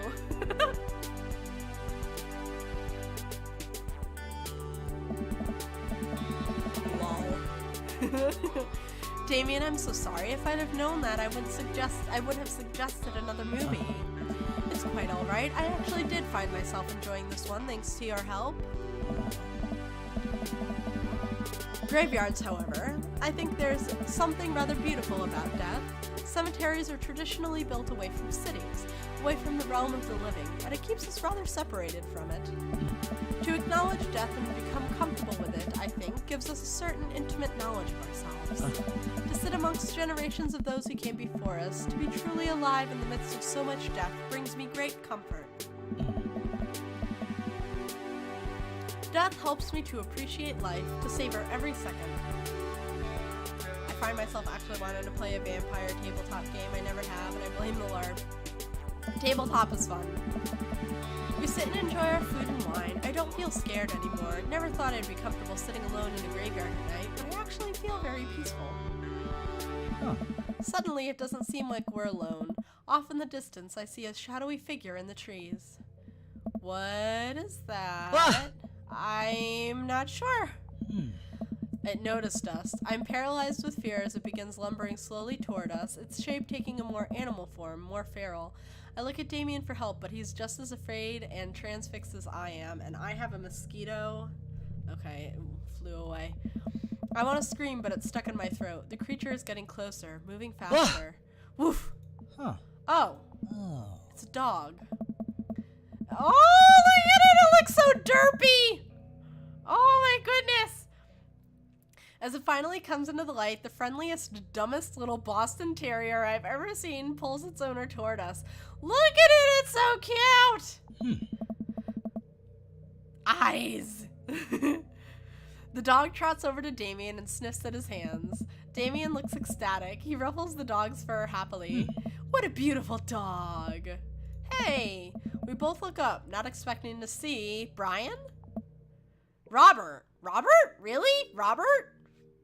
Oh, that makes sense. I remember when I went to bone him once that there was dog stuff around his house, but I never met the dog. Thanks. Robert, what are you doing out here on this lovely evening? Oh? Hunting cryptids. What? Huh. What? I didn't know you had a dog. There. This isn't my dog. I found her wandering in the street. I put a leash on her, and now we're walking around this graveyard together. Hunting cryptids. Damien and I share a look. May I give her a treat? Sure. Wouldn't give her cheese, though. Not to worry. Damien reaches into the depths of his cloak and procures a small dog treat. What else is he keeping in there? The dog laps up the treat and crunches away, tail wagging furiously. Damien continues to smooth down her fur. Thanks. My absolute pleasure. Damien shakes the dog's paw. Lovely to meet you, my friend. May our paths cross again. Robert and his dog disappear into the darkness again. Damien stares after them. I didn't know you liked dogs. Victorians loved dogs, actually. Most Victorian women of high fashion would always be accompanied by a small dog, such as a terrier or a Maltese. I, think big dogs are nice, too.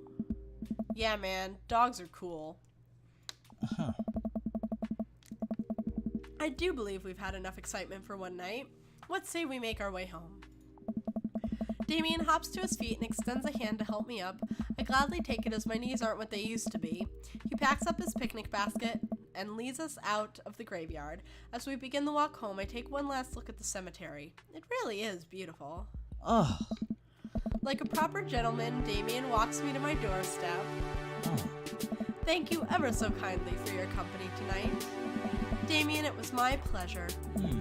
Daddy, if you'll allow me, it would bring me great joy to offer you a token of my affection. Damien reaches into his cloak and pulls out a folded, monogrammed handkerchief. He presses it into my hand. This is really cute. Wow, thank you, Damien. I will use this to dry my tears for those I've lost. I can't wait to sneeze on this. I'm gonna wave this at passing ships. I will use this to dry my tears. Yes! Eggplants! A noble purpose. Damien shuffles his feet. I just want to say that it's rare to find someone like you, someone who's open to my eccentricities. It's nice to feel so accepted. Thank you. Damien gives my hand a quick squeeze. Damien blushes and hastily retracts his hand. I must take my leave. Good night. Before I could say anything else, he's gone. I unlock the door and step inside. Like a whirlwind, Amanda runs from the window and plows down to the couch, trying to look nonchalant. Hey, Dad, what's up? Were you watching me from the window? No, I was just, Okay, yes. How was the movie? Lots of vampire titties. Told you. But as it turns out, Damien is Wait, Amanda doesn't need to know that. I'll keep it between me and Damien. Scary cool. Yep, he's so cool, it's scary. Nice save, Daddy. Did you know that graveyards used to be a place to throw parties? I think I'm misremembering that. Wow, that's pretty punk. Also, we saw a dog. Definitely thought it was a werewolf for a minute, though. How can you be so sure it wasn't a werewolf? How can you be so sure that I'm not a werewolf? And how can I be so sure you're not a werewolf? Amanda's eyes narrow. I don't trust you. Nor I you. because werewolves want to eat vampires. Indeed they do. We make intense, wary eye contact for a second. Anyway, I'm calling it for the night. Don't stay up too late, will ya? I'll try not to howl at the moon past midnight.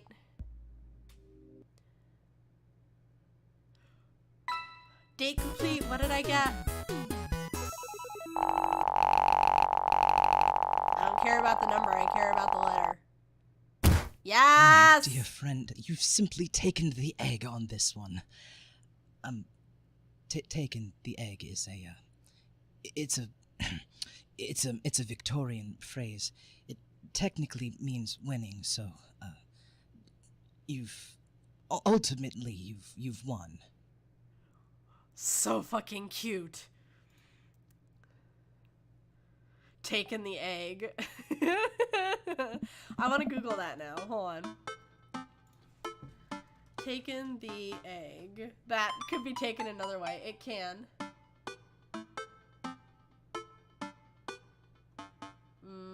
Taken the egg. Phrase. Yep, Victorian slang terms you should be using. Alright, hold on. Take the egg. To win. Yep. It is true. Alright. Well, it's been a long day. I'm just about ready to pack it in. After a few bites of ice cream from the freezer, I turn off all the lights and walk down the hall to my room. My good friend, you've certainly inserted the rabbit this time. I don't think that works as well. No, I don't think so either. I wonder if Amanda's still awake. That kid needs some sleep. As I pass her room, I can hear a faint sound, but I can't quite make out what it is. I get a little closer. Is she crying? I knock gently on the door. Hey, Amanda? The crying immediately stops. Not right now. Her voice sounds strained.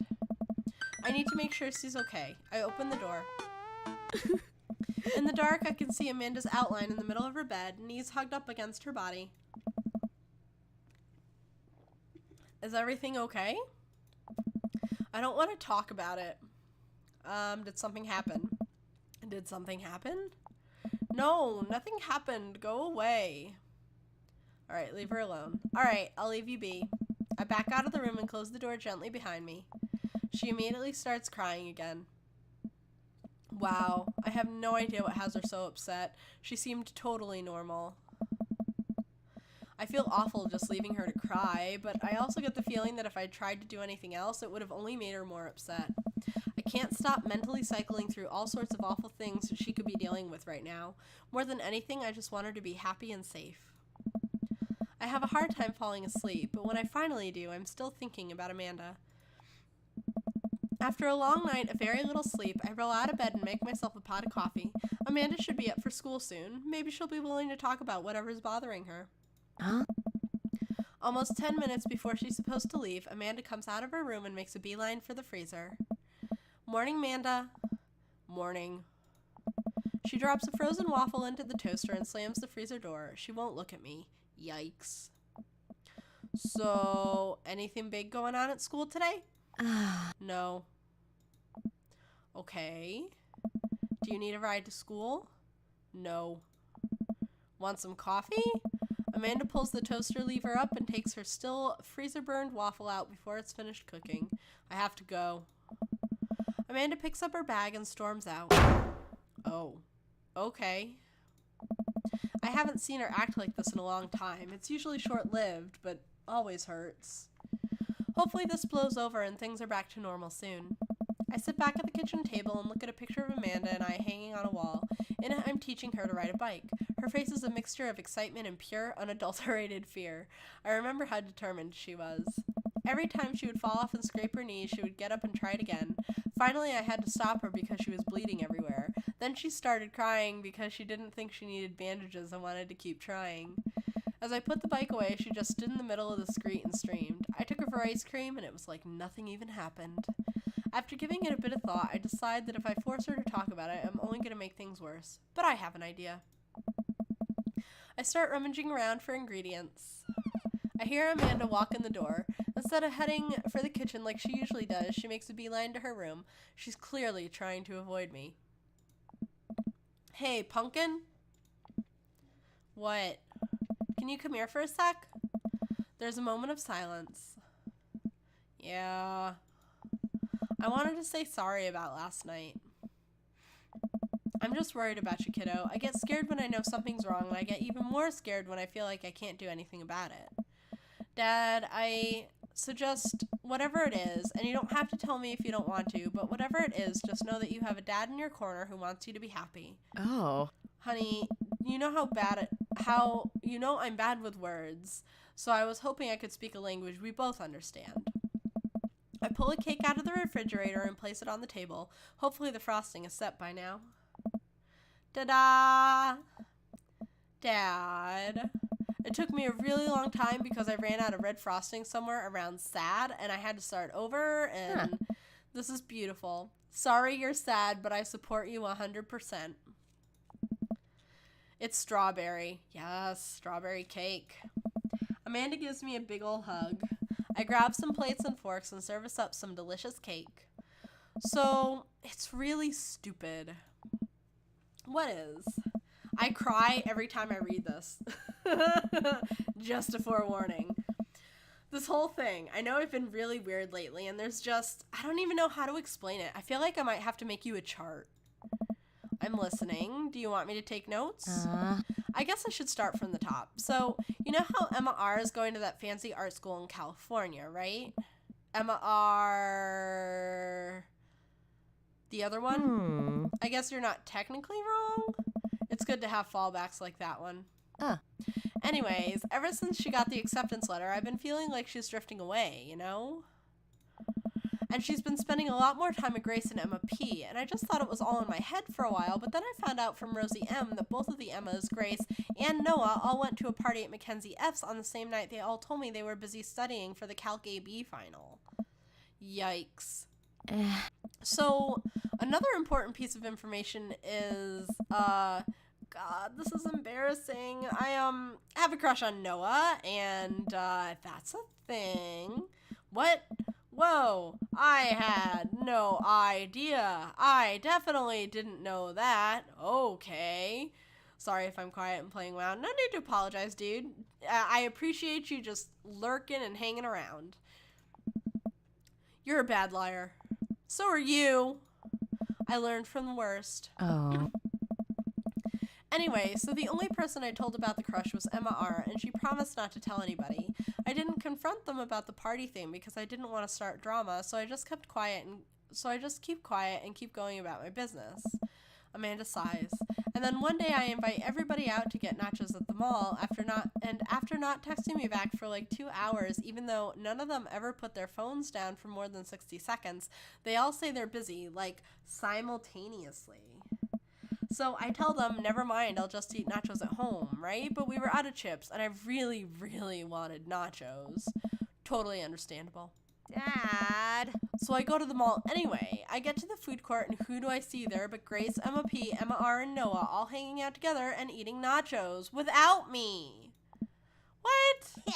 It gets better. I'm standing by the escalators watching them, and I realize that Noah has his arm around Emma R, which is kind of weird, right?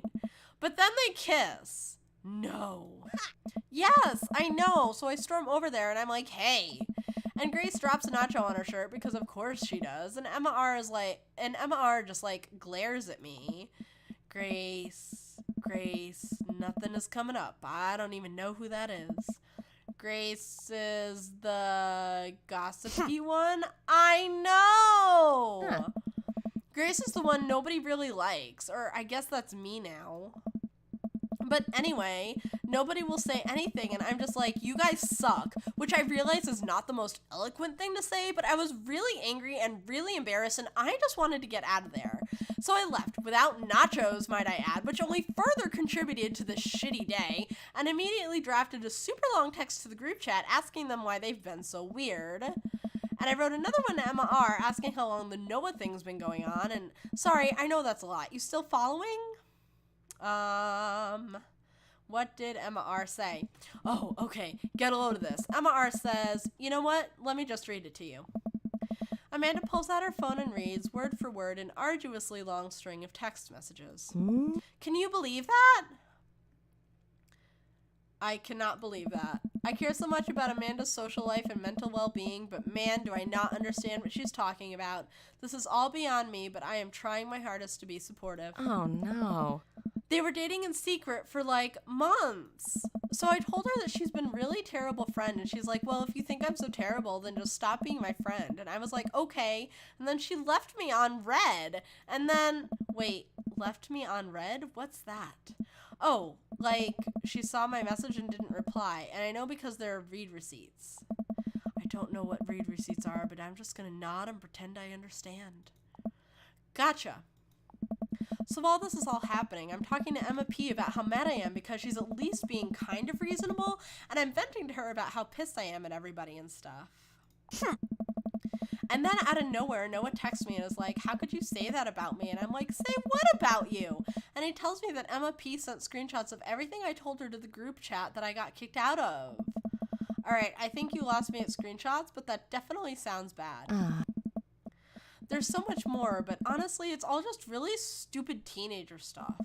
The bottom line is that everybody dropped me, half my grade hates me, and now I have no friends. Amanda, I'm so sorry. I almost expected it from everybody else, but Emma has been there since Mom died. I can't believe she would just stab me in the back like that. I'm not even that mad that she's dating Noah. I'm just upset that she lied to me about it for so long. Amanda stabs at the remnants of her cake. Okay, I take it back. I'm kind of mad she's dating Noah. Like, what did I do wrong? Why did everybody just suddenly decide I'm not cool anymore? Why wasn't I enough? This is the part that makes me cry. Because, like, I totally feel that why wasn't I enough thing on so many aspects of, like, my life. I don't understand. And as mad as I am at everybody, like, I miss them, Dad. I'm crying, god damn it! I call it every single fucking time. I have read this now. This scene I have read 1, 2, 3. This is my 4th time through this, and I'm still crying.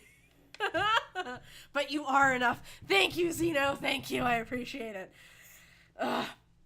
Amanda looks so dejected. I almost can't take it. What could I possibly say to help? Anyways, that's it. That's the whole sordid tale. Thanks for listening. Tune in next week for more hot gossip. Wow. I know, it's pretty dumb. It's not dumb. No, it's a stupid thing to be upset over. Amanda, your feelings are real. Don't ever be mad at yourself for having feelings. I guess. Unless you've secretly been a robot who's been approximating human feelings this whole time. Hold on, throat hurts.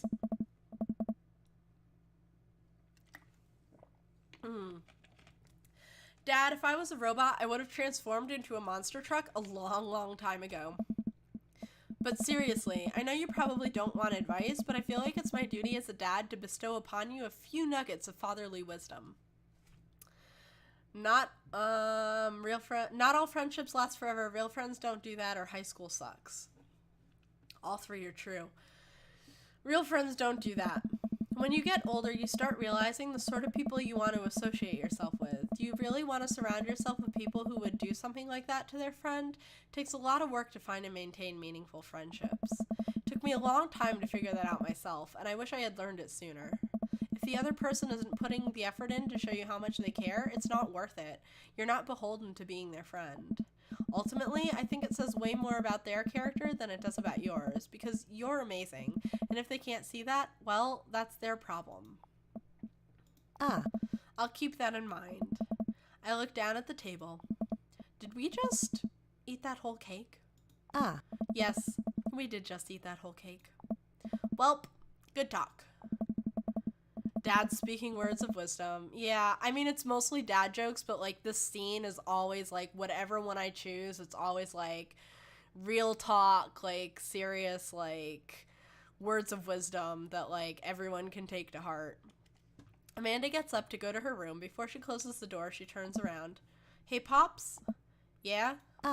Thank you. You are always welcome. Love you, Amanda. I love you too, Dad. Aww. You can save bookmarks directly to your Welcome. desktop. You've got dads. You've got dads. Damien.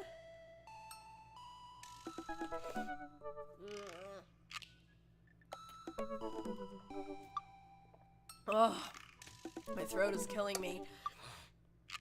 The weather is like killing me and I don't know why. I keep waking up with a sore throat every morning. Yes, I'm going to commit to Damien. Please remember to call us once in a while. Dad tip number 63. Alright. Allergies. Yeah, but I take an allergy pill every day. So I don't know why it's like being so brutal. Ever since we had that picnic in the graveyard, Damien and I have been spending a lot of time together. We go on nighttime strolls pretty regularly. He was so impressed with the first letter I wrote him that he insisted we only communicate by post instead of through Dad Book. I initially protested, but he gave me one of his old signet rings to use as a seal for my letters, and I just couldn't say no. That's super cute. Hanging out with the Goth Dad again? Please, Amanda, you know his name. And yes. Huh. Be honest with me here, Pops. Is he actually a vampire? I remember you inviting him into our household that one time, and I've seen The Lost Boys. And I honestly would have preferred trying to see if he could have walked through the threshold of our home under his own power. Yes, Amanda, I have become Damien's familiar. I am compelled under his curse. Oh my god. I'm sorry, sweetie. Aww. Turn into a bat. I don't think... What's the point of being a vampire if you can't turn into a bat? That's cool, I want to get a signet ring, but then I'm the kind of dick who would have made my signet a dick.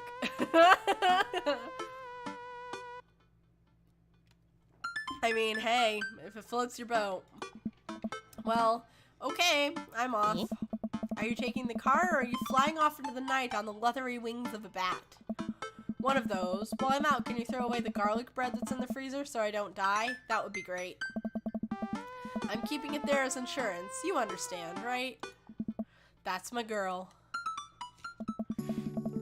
Damien and I walk along the water's edge, chatting. Damien's cloak. He hates it when people call it a cape. Damien's cloak flutters behind him in the breeze. This is gonna seem like a silly question, but why do goths wear black? Gothic subculture has always been associated with death, so it would make sense that the style surrounding it would be greatly influenced by mourning. Huh. Interestingly enough, though, was that in the Victorian era, Queen Victoria herself mourned the death of her late husband for 10 whole years, wearing black for the rest of her life. If that's not goth, I don't know what is. I have another question. Go ahead. How are you so comfortable with death? You mentioned in the graveyard that it helps you appreciate your life or something? I've experienced several losses over the course of my life, and I truly believe the only manageable way to cope with it is to accept that death is simply a part of living. It's the single universal truth for every human who has ever lived. I am going to die, you are going to die, and life carries on without us. Doesn't that make you feel scared? Not at all. Without the advances of modern science, death was everywhere in the Victorian era, and yet funerals were major social functions. Victorians were obsessed with mementos of their loved ones, even going so far as to take elaborately staged photographs of their dead relatives. The minutiae of mourning was so complex that there were set periods of grieving that were deemed acceptable based on who in your life had passed. Now, we don't have any of that. If you lose someone, you end up feeling lost yourself because we have no modern equivalent of those formalities. We need to allow ourselves time to grieve, to feel that loss fully, but not allow it to consume us. So no, I'm not afraid of death. I believe it is a waste to spend your life dreading the end of it. The time we have here is brief and fleeting and occasionally cruel, but it is at all times precious. To stare death in the face and live despite that, I think, is a noble existence. Let's save the mourning for the dead. Wow, that's beautiful. I can see the moonlight in the bay glint off of Damien's eyes. He smiles. We turn to the harbor and watch ships pass, breathing in the salty sea air. I look to Damien again and can't help but be entranced by his charm, his mystery. I find everything about him so fascinating. This is really fucking cute. I lean in closer to Damien, closing my eyes as I do so. I'm so sorry. I have to take this. I love cell phone sound. Damien steps away from me to answer his phone. Oh no, I hope it isn't Lucian again. After speaking in hushed tones for a few moments, Damien turns to me. Everything okay? My. There's an emergency. Lucian? No, thankfully, but I must take my leave. Oh, okay. Is there anything I can do to help? Dads do have to stick together, right? You know it. Then come. There isn't time to waste. Hold on, AC turned on. I need shawl again. Rawr. I'm sitting right under the AC based on how my computer room is laid out. After a short drive in silence, we arrive at a rundown building on the outskirts of town. Where are we? It's better if I just show you. I push the surprisingly heavy door open and find myself in a dimly lit waiting room. A few rickety chairs line the walls, and there doesn't seem to be anyone behind the front desk. There are a few paintings and pictures on the wall, but they're so nondescript, I'm still unsure of what kind of place this even is. Wait here a moment, I'll be right back. Based on the kennels, it looks like a vet. Damien walks off down a corridor, his boot heels echoing through the halls of the seemingly empty building. Distant howls echo from someplace I can't see, and there's a faint scratching sound, like claws on tile. I cautiously peek down the hall and find stall after stall of scared-looking dogs. A few of them notice me and skitter up to the chain-link fence, sticking their noses through to sniff at the air. What have I gotten myself into? Suddenly, the lights shut off. I panic, unsure of where I am or how I can get out. I stumble through the darkness, my breathing getting heavier and heavier. Damien? The lights finally turn back on. Hey, sailor. Mary, what are you doing here? Give it a rest, buddy. Ugh. You aren't here for the fight club? I don't want to get punched in the face. Great, because this is an animal shelter. A what? Hey. We take care of stray animals, and then people adopt the stray animals. Didn't you see the pets when you walked in? Oh, sorry, I didn't really expect to see you volunteering at an animal shelter. Ugh. Wow. Okay, kid, way to put me in a box. Dames, you hear this baloney? Just one moment. Thunder cracks and a door bursts open. Appearing from the shadows, I see... Damien? Hey. He's so cute! It's Damien. He looks completely different. No cloak, no Victorian-era clothing, no makeup. I wasn't planning to share this side of me until much later, but I'm not as goth as you think. I'm a systems administrator for the IT department of a realty company. I wear tennis shoes to work and I listen to Bruce Springsteen. I enjoy going to the hardware store and looking at storage solutions, and I volunteer at this animal shelter in my spare time. I'm boring. I'm fascinated with Victorian history and the goth lifestyle. That much is true. It's just not all that I am, and I need you to know that. Oh, Hey. hate to kill the moment here, but there's some pressing business that needs attending to. What? Oh, right. It's Duchess Cordelia. Again? Who's Duchess Cordelia? He's only a part-time goth. He is only a part-time goth, and that's okay. We still love him. She's one of the pups, gets out all the time. She's somehow learned to open the doors, and now she's unstoppable.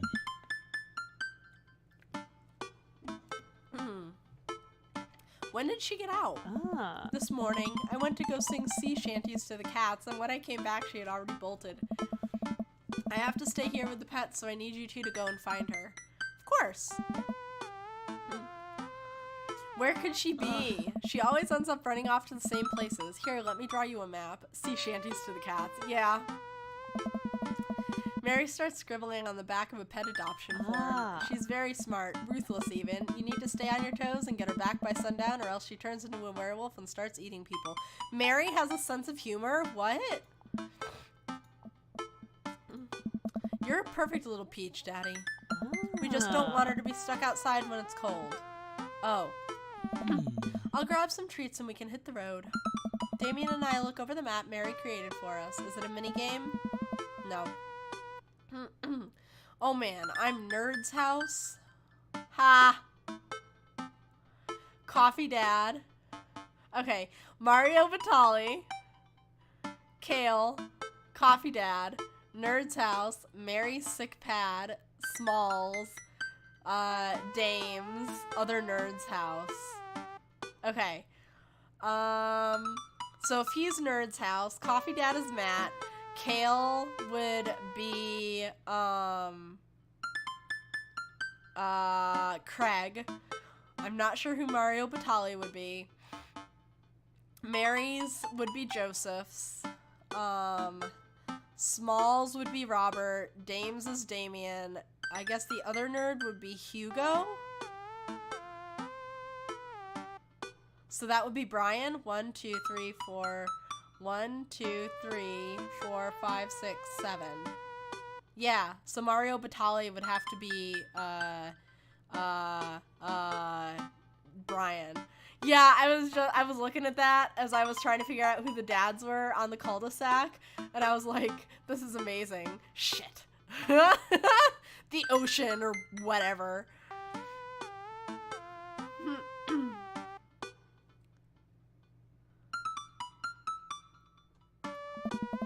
At least you're not other nerd's house. Looks like you're moving up in the pecking order. Congrats, kiddo. Where should we head first? Let's do cul-de-sac first. Damien and I exit the parking lot and start driving toward town. I look over to him. He seems concerned. Shouldn't be too hard to find the Duchess, right? She's a pretty big pup. Mary wasn't kidding when she said that dog was smart. One time she correctly guessed the winner of the Kentucky Derby. It was a really great year for Bark, Bark, Bark. I don't know. What do you think our odds are, Daddy? A bit, I really want to choose that one, but I don't think Damien would like it, so gotta stay positive. Fucking dad jokes. This game is full of dad jokes. Full of dad jokes. Totally full of dad jokes. My dad once told me, Daddy, you can't shove raisins up your nose, and that hurt my feelings. I felt a little discouraged, but I kept a positive attitude, and you know what? I made it happen. Ew. Might have landed me in the ER and forced me to have 10 golden raisins removed from my nasal cavity, but that was the day I learned that anything is possible if you have a good attitude and abnormally large nostrils. Young children really are resilient, I suppose. Ha, yeah, young children. I was 16. That's amazing. Let's just hope for the best. We got this. We drive through the cul-de-sac and everything seems to be pretty normal. It looks like Brian's doing some yard work. We pull into Brian's driveway and hop out. I don't know. Hey, don't step on the grass. I just mowed. Have you seen any unusual activity in the area today? Aside from your underwater lawn? Ouch. Oh, here we go. How dare you? I take my lawn care very seriously. Daddy, please.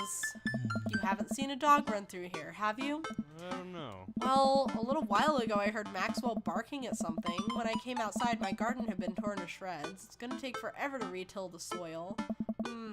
That could be a dog, or a rather feisty raccoon.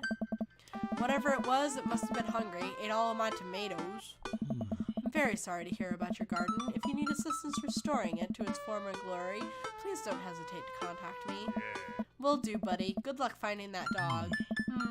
She's probably still hungry. I wonder if she's looking for more food elsewhere. So we're gonna do coffee spoon then. We park in front of Matt's coffee shop and walk inside. It seems like a slow day. Matt sits behind the counter reading a book. Hey, Matt. Hey. Didn't expect to see you two today. What's up? Have you seen any stray dogs around?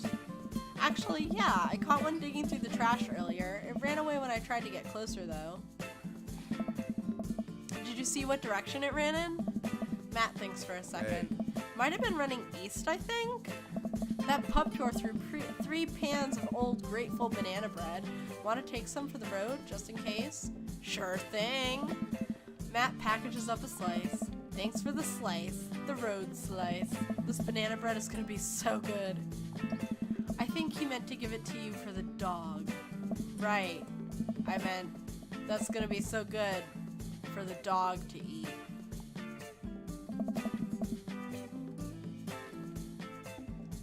I feel like we're on the right track. You think? If we keep this up, we'll find the Duchess in no time.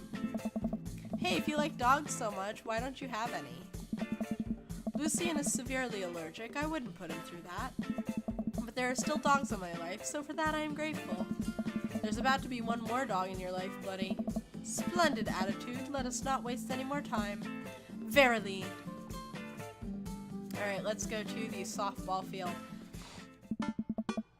We drive to the softball field. It looks like Craig's team is practicing.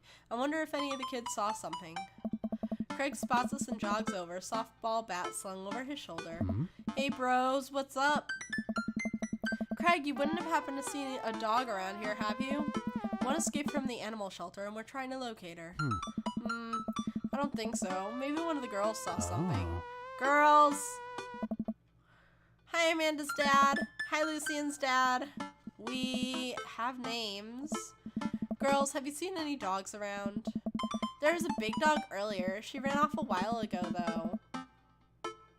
Hold on. Her shirt is backwards. Anyway. I don't think she had an owner, but it really wanted to play. We tried to play fetch with her, but she just took the softball and ran. I think she ate it, actually. She was a lot of dog. Here, take another softball. Might come in handy later. Many thanks, Craig. Alright, Bayside. We arrived back at the Bayside. Just like old times, eh? I remember it as if it were yesterday. I mean, earlier today. So what do you think? Any sight of the pooch? None yet, although who knows if she made it onto any of these ships. The Duchess would do that. I wouldn't put it past her to know how to navigate in rough seas without a compass. Very smart. Pops? Damien and I turned to see my daughter. Amanda, what are you doing here? Did you think I just stayed inside all day vegging out on the couch and watching TV? Oh, sorry. What are you doing? I'm heading home to go veg out on the couch and watch TV. Had to get a burrito first. Young miss, have you seen a dog around here? Alright. Oh, you bet. I saw a Pomeranian with a boa around its neck. I saw an old Doberman named Henry. There was a stroller full of Yorkies, a Greyhound, a Golden Retriever. Did you see a Mastiff anywhere? No dice. I definitely would have remembered that. I gotta run though. This Rito has about 10 minutes before the cheese breaks down the molecular structure of the tortilla and makes it all soggy. You understand. I do? Of course. Have a lovely evening, Miss McDad. Matt said the Duchess went east from the coffee spoon, but there's no sign of her here. I suppose we need to go not so east? I fear the hours are growing short. We must make haste if we're to find the Duchess by sundown. Damien's looking more stressed out by the minute. I gotta think of something to lighten the mood. What kind of dog does a vampire have? Knock knock. Or how many goths does it take to screw in a light bulb?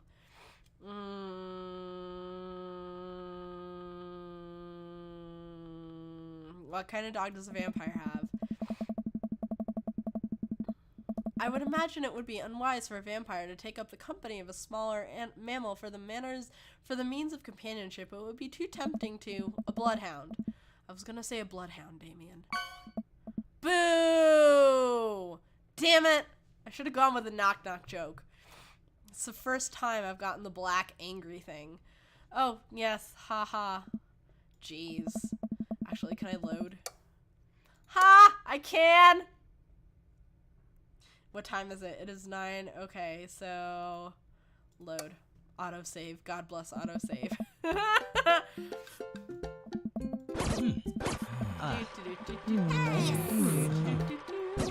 Alright. Knock knock. Who's there? Death cult. Death cult who? Death cultivate a more chipper attitude, friend. We're gonna find that dog. There we go. I'll accept hearts. There were no penises, but I'll accept hearts. A slight smile cracks on Damien's lips. That's better. I keep reading Damien directions from the map as we drive around town. We are going to the aquarium. Damien and I stop by the aquarium. Everything looks in order here, but it might help to get out of the car and take a look. You see anything? No dog here. Not even any sign of her. Did you know that penguins are considered the goths of the sea? Damien, I want to believe you so badly. I guess we'll go back to the softball field. Damien and I return to the softball field. It looks like a game is in progress and Craig's team is winning, of course. Any sign of her? I don't think so. Wait, maybe? Never mind. It's just a kid taking a nap in the outfield. We get back in the car. I fear the night draws closer and closer with every passing breath. We must find the Duchess soon. This is serious. I hope we find her. Alright. Call Coffee Spoon again. We arrive back at the Coffee Spoon to find Matt closing up shop. Any luck on finding that dog? Unfortunately, no. We're still searching, though. We're gonna find him. I'll give you guys a call if I see anything. Thanks, Matt. Alright. Go back to the cul-de-sac. We arrive at the cul-de-sac to find everything looking normal, except, uh-oh, Hugo's front door is wide open. She can open doors. Oh no. This is classic Duchess Cordelia, a telltale sign. We should approach with caution. Whatever goes down in there, I've got your back. We creep up onto the porch and step inside. There, sitting in the center of Hugo's living room like she owns the damn place, is one of the biggest dogs I have ever seen. That is a huge-ass, beefy dog. Woof. Well, she hasn't broken anything in here. Yet. Huh. Wonderful. Now all we have to do is get this leash on her before she tries to escape again and get out of here before Hugo comes home. Easy peasy. Duchess, come here. The Duchess eyes Damien warily. As he approaches, she begins to growl. She's on her guard. We'll need another plan. Try the softball. I pull out the softball that Craig gave us. Hey girl, remember this? Now I want to call the Harpy Duchess. You will so be dead if you called the Harpy. Actually, I don't know, but I would assume you would be dead if you called the Harpy Duchess. Hey girl, remember this? The Duchess' tail starts wagging, but she's not getting any closer. Damien stops me. If you throw that in here, she'll destroy the house. You're right. Give her the grateful banana bread. Yes! Eggplants! I reach into my pocket and pull out the slice of grateful banana bread Matt gave me. Duchess sniffs the air and hones in on that bread. Come here, girl. Nice and easy. I've got some yummy homemade vegan and possibly gluten-free banana bread if that's what you're into. It's a compliment. The Duchess cautiously approaches me and gives the bread a good sniff before gently taking it from my hand and dropping it on the ground like dogs always do for some reason. She curls up and starts munching the bread. My friend started playing something, and I think it just says she starts munching on the bread. Yes. Success! Damien walks up behind Duchess and attaches the leash to her collar. She immediately notices and starts whining. It's time to go home now, Duchess. Damien gives a tug on the leash. She won't move. Duchess, what happened to our rapport? You and I used to be bosom buddies. She still doesn't move. She's huge. There's no way we could even try to lift her. Well, this is a weird situation to be in. I think we're literally trespassing in our friend's house with this large dog. What are you nerds doing? Ernest stands in the doorway with a plate of pizza rolls. Don't tell your dad about this. We're definitely not trespassing. What flavor of pizza rolls are those? Pepperoni blast. Nice. The Duchess notices Ernest and starts pulling against the leash. Why is this dog in my house? It's long. The Duchess suddenly breaks free from Damien's grip and hurtles towards Ernest. Ah! Ernest and the Duchess fall to the ground. Pizza rolls fly everywhere. This is bad. Ernest, are you okay? Ernest feeds the Duchess a pizza roll. Hey, she likes pizza rolls. Ernest sits up, but the dog keeps licking his face. Oh, hey. Hugo stands at the door looking like he's at a loss for words. What? Why are you guys... Whose dog is this? Her name is Cordelia. Yes, it is. But she will not get the joke. It's a long story, but it involves a large dog who knows how to open doors. Woof. Hugo, may I present to you Duchess Cordelia? How do you do? Borf! Hold on, I do need to F12. I'll take a screenshot and I'll send it to the girl who plays Cordelia. She seems like she has a sense of humor. She does. We're friends! The Duchess looks at Ernest's face.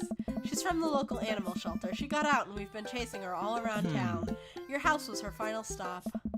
Dad, can we keep her? I don't know. Ernest, I don't know if we're set up to take care of, Whoa. Wait, did you just call me Dad? Come on, please, look how cute she is! Hugo sighs. We had been talking about adopting a dog for a while, but you have to promise me you'll take care of her. Yeah, I'll give her all the pizza rolls her little heart desires. I suddenly remember what's on the back of this map and pull a pen out of my pocket. Got the forms ready for you if you're interested. Oh. I'll even waive the adoption fee since, you know, we technically broke into your household. Ah. Well, alright, it's a deal. Hugo steps onto the porch with us and signs the form while Ernest plays with the Duchess inside. He sure seems to be happy with his new friend. Pizza rolls are bad for dogs. All processed food is, 'cause nitrates. Yep. Oh. I know, he called me Dad. Can you believe it? Damien places a hand on Hugo's shoulder. I certainly can. I think this will be really good for Ernest. It should teach him some responsibility. You should probably look into getting better locks on your doors, though.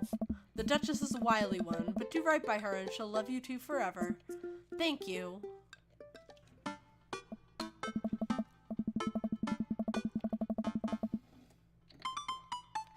And long story short, the Duchess now lives in a happy home and neither of us were charged for breaking and entering. So all in all, I think it was a fine day's work.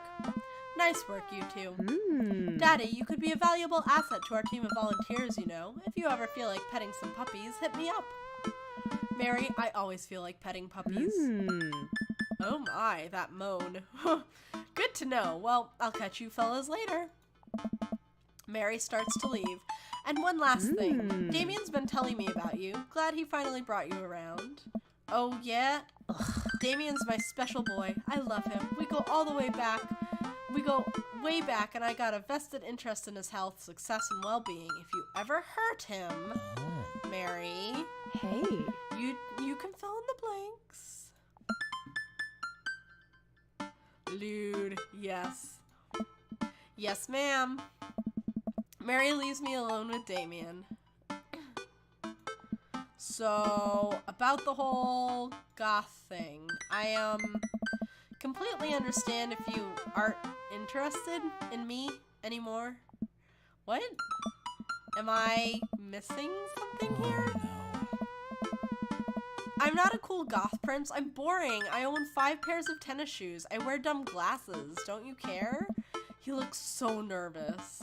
Damien, do you really think I only like you because of all the goth stuff? That's all cool, but the best thing about you is how passionate you are about the things you love.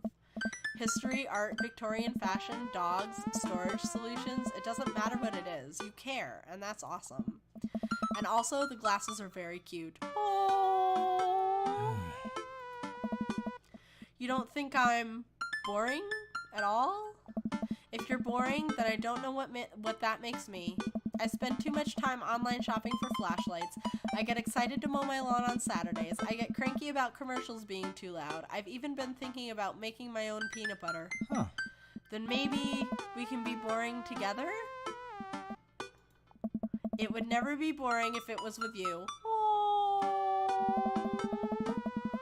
Damien suddenly closes the gap between us and pulls me into a hug. He buries his face in my shoulder. His hair smells like lavender and rosemary. I was so scared you wouldn't like me. Oh, quite the opposite. Damien pulls away for a second and looks me in the eyes. Without the colored contacts, his eyes are so dark and soulful. Oh. May I kiss you? Ah, so cute! Of course, does a bat have wings and thou art welcome? Yes! Verily, you may take upon yourself you know what, just kiss me. He smiles slightly and leans in, giving me a gentle kiss. Damien pulls away and gives me an intense look. Huh. Do you wanna help me take care of the puppies? Yes! Damien and I arrive back at the cul-de-sac, our fingers intertwined. Like a proper gentleman, he walks me to my doorstep. This was lovely. Thank you for understanding. Thank you for everything. I'm very happy I can be myself around you. I'm glad, but I have one request. What's that? Can we keep sending each other letters? Oh. But of course. Damien kisses me one last time before turning around and heading home. Amanda runs back to the couch from the window and tries to look as nonchalant as possible. Hello, Father. I was just sitting here on the couch this entire time. Hi, Amanda. So, are you guys, like, starting a vampire coven together? Oh, plot twist. Mothman. Damien's actually Mothman. I didn't see it coming either. Genius. Well, whatever's happening, I'm really glad you two are happy. You deserve it, Dad. Aw, shucks. I'm gonna head to bed. Catch you in the morning? Sure thing.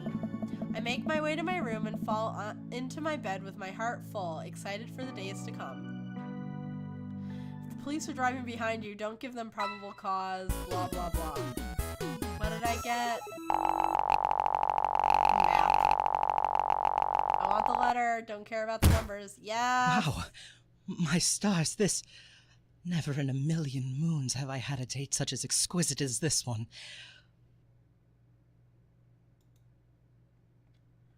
Yee! Come on. Phew. I think I have everything finally set up. Amanda should be here any minute now. This is the last part of the game. I think that's her car in the driveway. Okay, gotta act natural. Be cool, Daddy, be cool. Amanda walks through the door with a suspicious look on her face. Hey, Dad. Off to a good start. Something fishy? Rats. What? No. You ask too many questions, or sorry, sweetie, it's the feds. What? No. I had a crab cake sandwich for lunch. That's probably it. You're allergic to shellfish. Oh. Oh, no. I forgot. Again. Dad. Oh gosh, I'm gonna be sick. What have I done? I'm kidding. You're right. I have a little surprise for you. Dad. Yeah, I can tell. You're very bad at lying. Amanda, my dear, would you care to join me in the kitchen? Father, it would fill my heart with glee. I lead Amanda over to the kitchen table where a present lies covered under a tablecloth. It's nothing special, but I wanted you to have a little something. You graduated high school last week, and I know you told me not to make a big deal about it, but... Aw, Dad, I dramatically whip the cloth off of the table. Amanda's jaw drops. No way! I figure you probably won't be able to get cable in the dorm, so I thought it might be nice to take a piece of home with you. A DVD box set of Long Haul Paranormal Ice Road Ghost Truckers. This is all 19 seasons! And bonus material, including commentary with actual ghosts featured on the show. Dad, I love this. Thank you. She gives me a big hug. I'm glad you like it. Hey, you want to hang out with me in the backyard for a bit? Toss the old pigskin around or something? Totally. I follow Amanda to the back door. Hey! Aww, Damien's not in goth mode. You told me not to make a big deal, but you seem to have forgotten that my entire mission in life is to make a big deal out of your accomplishments.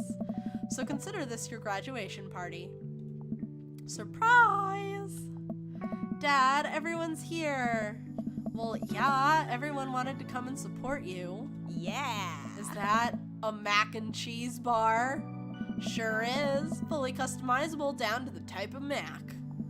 And there's an ice cream cake, the good kind with the crunchies in the middle. Alright. I don't know what to say. Don't say anything. Just go have fun with your pals, alright? I'm so proud of you, Amanda.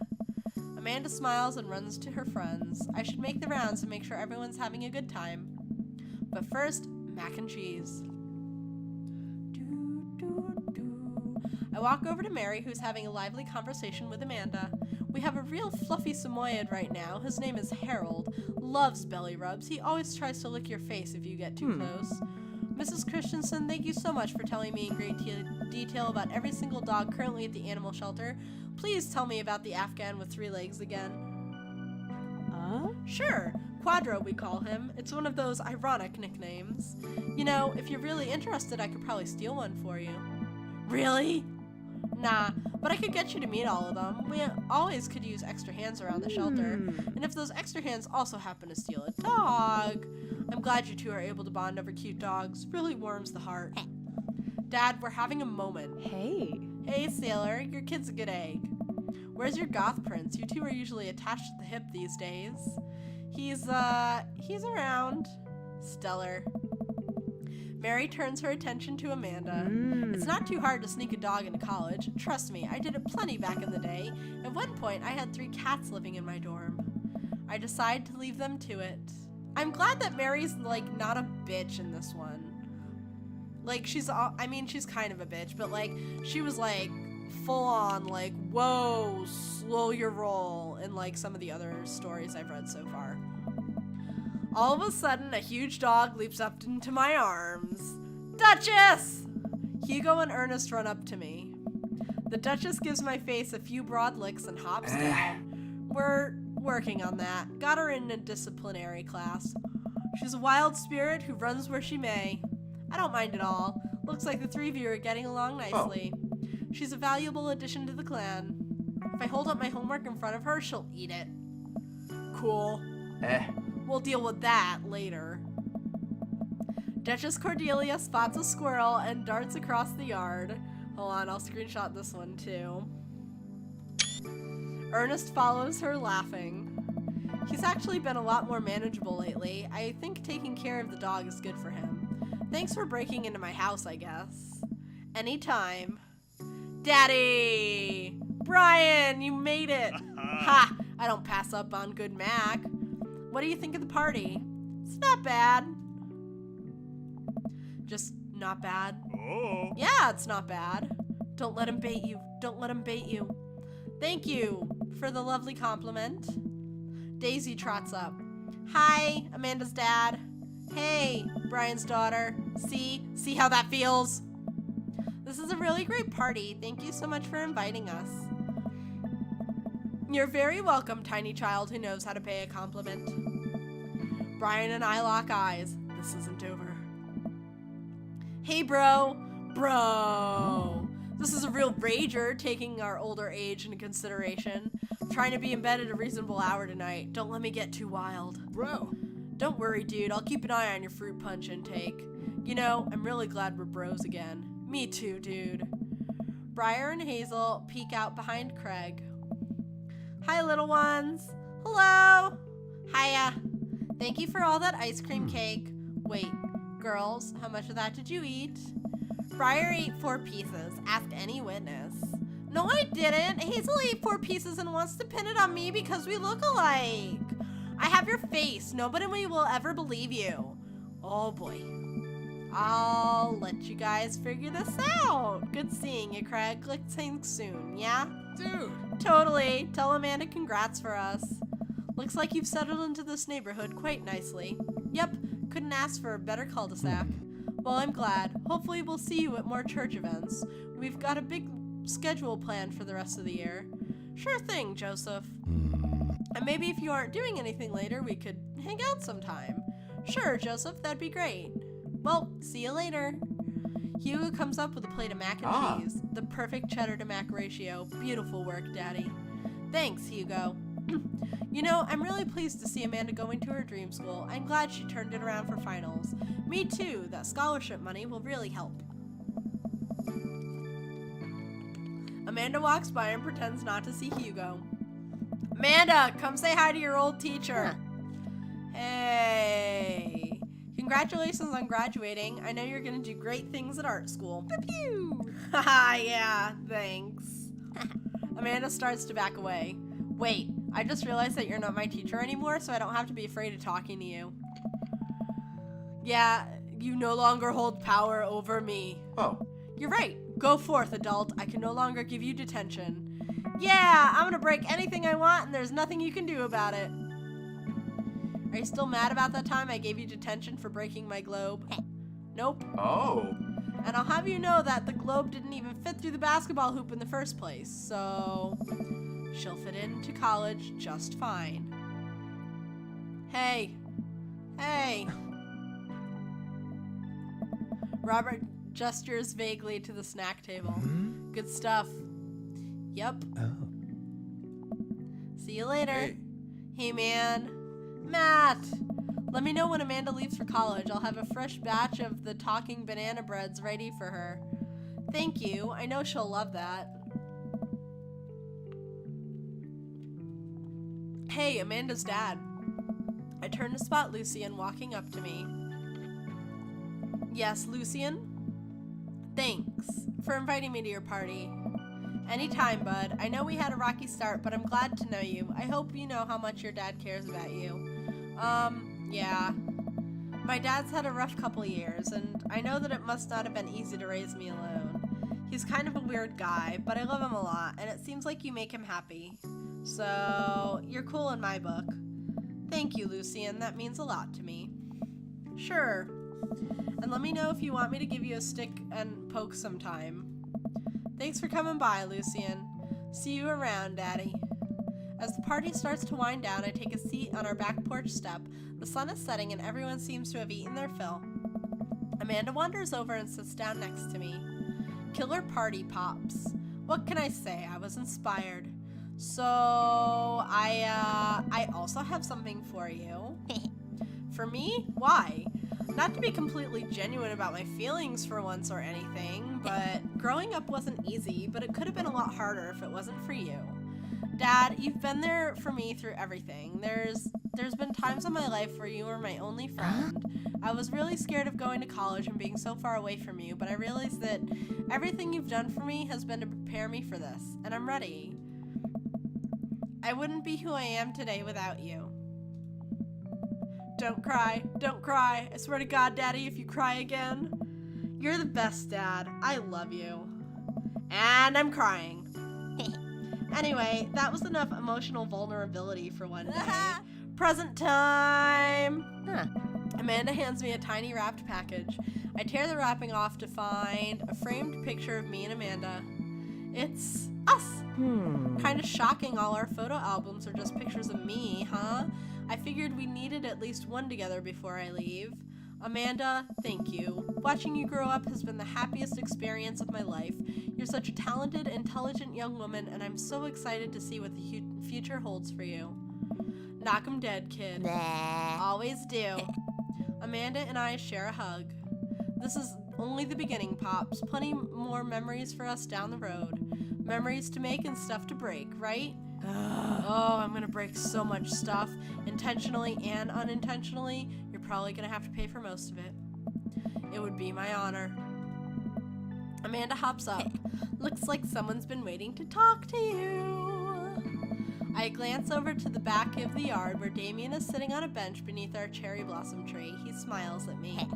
I'll leave you to it. Me and the Emmas are going to go get ice cream. Love you, Pops. Amanda runs off to join her friends. I take a seat next to Damien as the last guest makes their way out of the party. Did you know that in the Victorian era they would call benches seedy boys? What? Really? I'm kidding, Daddy, but what if? It's good to see you in your civvies again. Thank you. I had a revelation the other day, Daddy, and I think it was largely due to your continued influence upon me. There was a version of myself that might have been embarrassed to show you my true form, my information technology form. But what you said of, like how, like he used form, like he's a Pokemon. But what you said about me, about how my passion was what you truly admired, that emboldened me to feel like myself regardless of how I choose to dress and act. Instead of separate entities, they are simply different facets of myself, a three-dimensional human being with his own thoughts, wants, and needs. I love dressing the way I do, but feeling constricted by what I thought was my own personal brand made me lose sight of why I did this in the first place, to make myself happy. I place my hand on Damien's and feel a light squeeze. Looking up, I'm greeted by Damien's warm smile. I'm trying to be more comfortable with who I am, rather than dwelling on who I could be to other people. I can't stop smiling. I'm so proud of him. This is so cute. Damien, I'm so happy you've realized that you can be a dog-loving goth. Me too, Daddy. Me too. I feel myself inching closer and closer to Damien. I go to brush a lock of hair out of his face and am shocked at how soft it is. How is your hair so soft? Dog shampoo. I keep running my hands through his hair as he leans closer to me, placing a hand on the side of my face. He strokes my cheek with his thumb. You know, public displays of affection were considered scandalous in the Victorian era. Be scandalous! Be scandalous! Damien pulls me in for a kiss, but I think I can make an exception for you.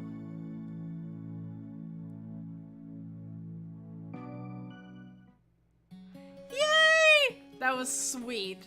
I liked Damien's route more than I thought I would. He kind of ended up middle of the pack because I was kind of meh about him. So, but I liked that more than I thought I originally would. And I'm fast forwarding to see if I get a screenshot because I did so well with him. Yes! I unlocked the screenshot! I'm so happy.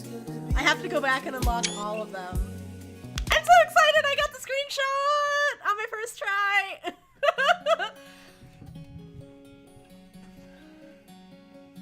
He's still dressed. Well, the game is PG-ish.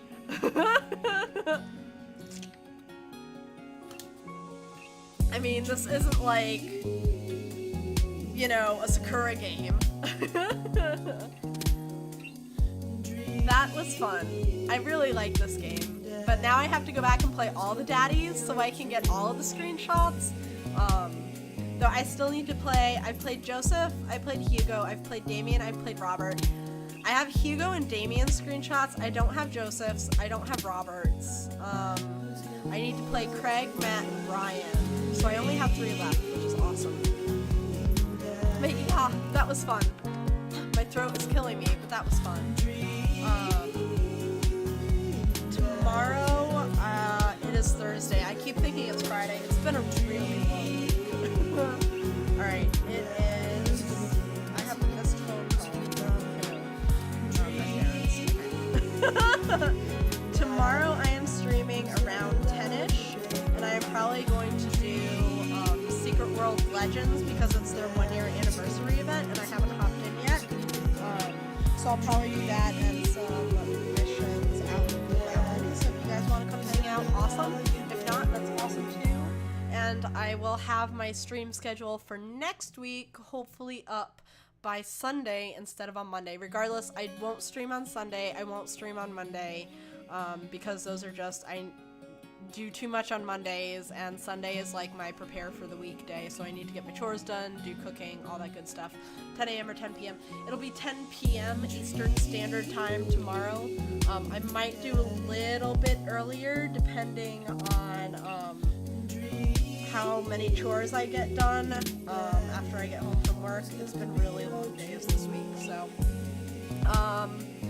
if you guys want to know when I go live, you can join my Discord.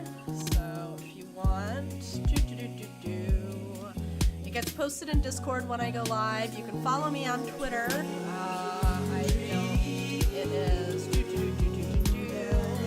I need to make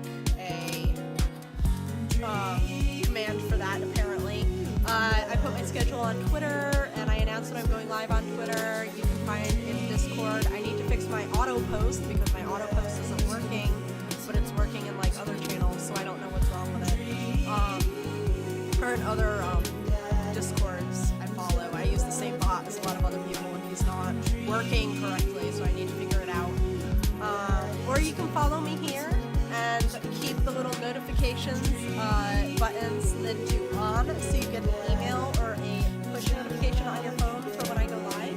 And thank you guys for hanging out. Thank you, Zeno, for the host and for chatting the whole time. And thank you for letting me like totally ramble on about why visual novels are fucking amazing. But yeah, I will probably play a little bit of Dream Daddy off stream and blog about it. And you can also you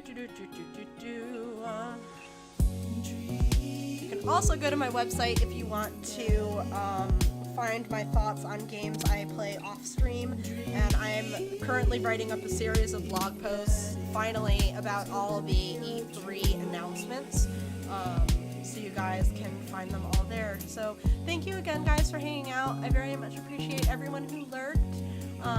You guys are just as important as people who talk. So I will see you guys tomorrow, 10 p.m.-ish, maybe a little earlier. Watch Discord and Twitter and all that jazz. So thank you guys for hanging out, and let me find someone to host. I think a couple of my friends are still streaming, so let me check who is on and streaming. Let's see. Sushi is streaming Final Fantasy 15. It looks like, dang it, pizza's offline. Alright,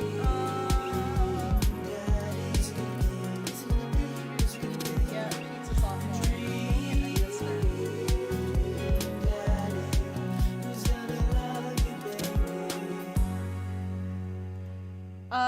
Yeah, if you joined, did you join the Discord? If you joined the Discord, yes, you did. You can poke me in DM on Discord if you want, or Messenger. Okay, cool. Because I don't know what you want to talk about, if it's the LARP or something else. So, but you can poke me on Discord or on Facebook, because you have my Facebook too. Let's see. We will do sushi. It's about streaming, then Discord is fine. Sushi is playing Final Fantasy 15. She is one of my favorite people. She's actually one of the two people, her and Pizza Maid, inspired me to start streaming, number one. And number two, they are also the two ladies that got me into playing visual novels. So I'm going to toss a host her way. Feel free to give her a follow. She's a variety streamer. She plays a lot of RPGs, and she kind of dabbles in MMOs and stuff like that, depending on how she's feeling. Her current games right now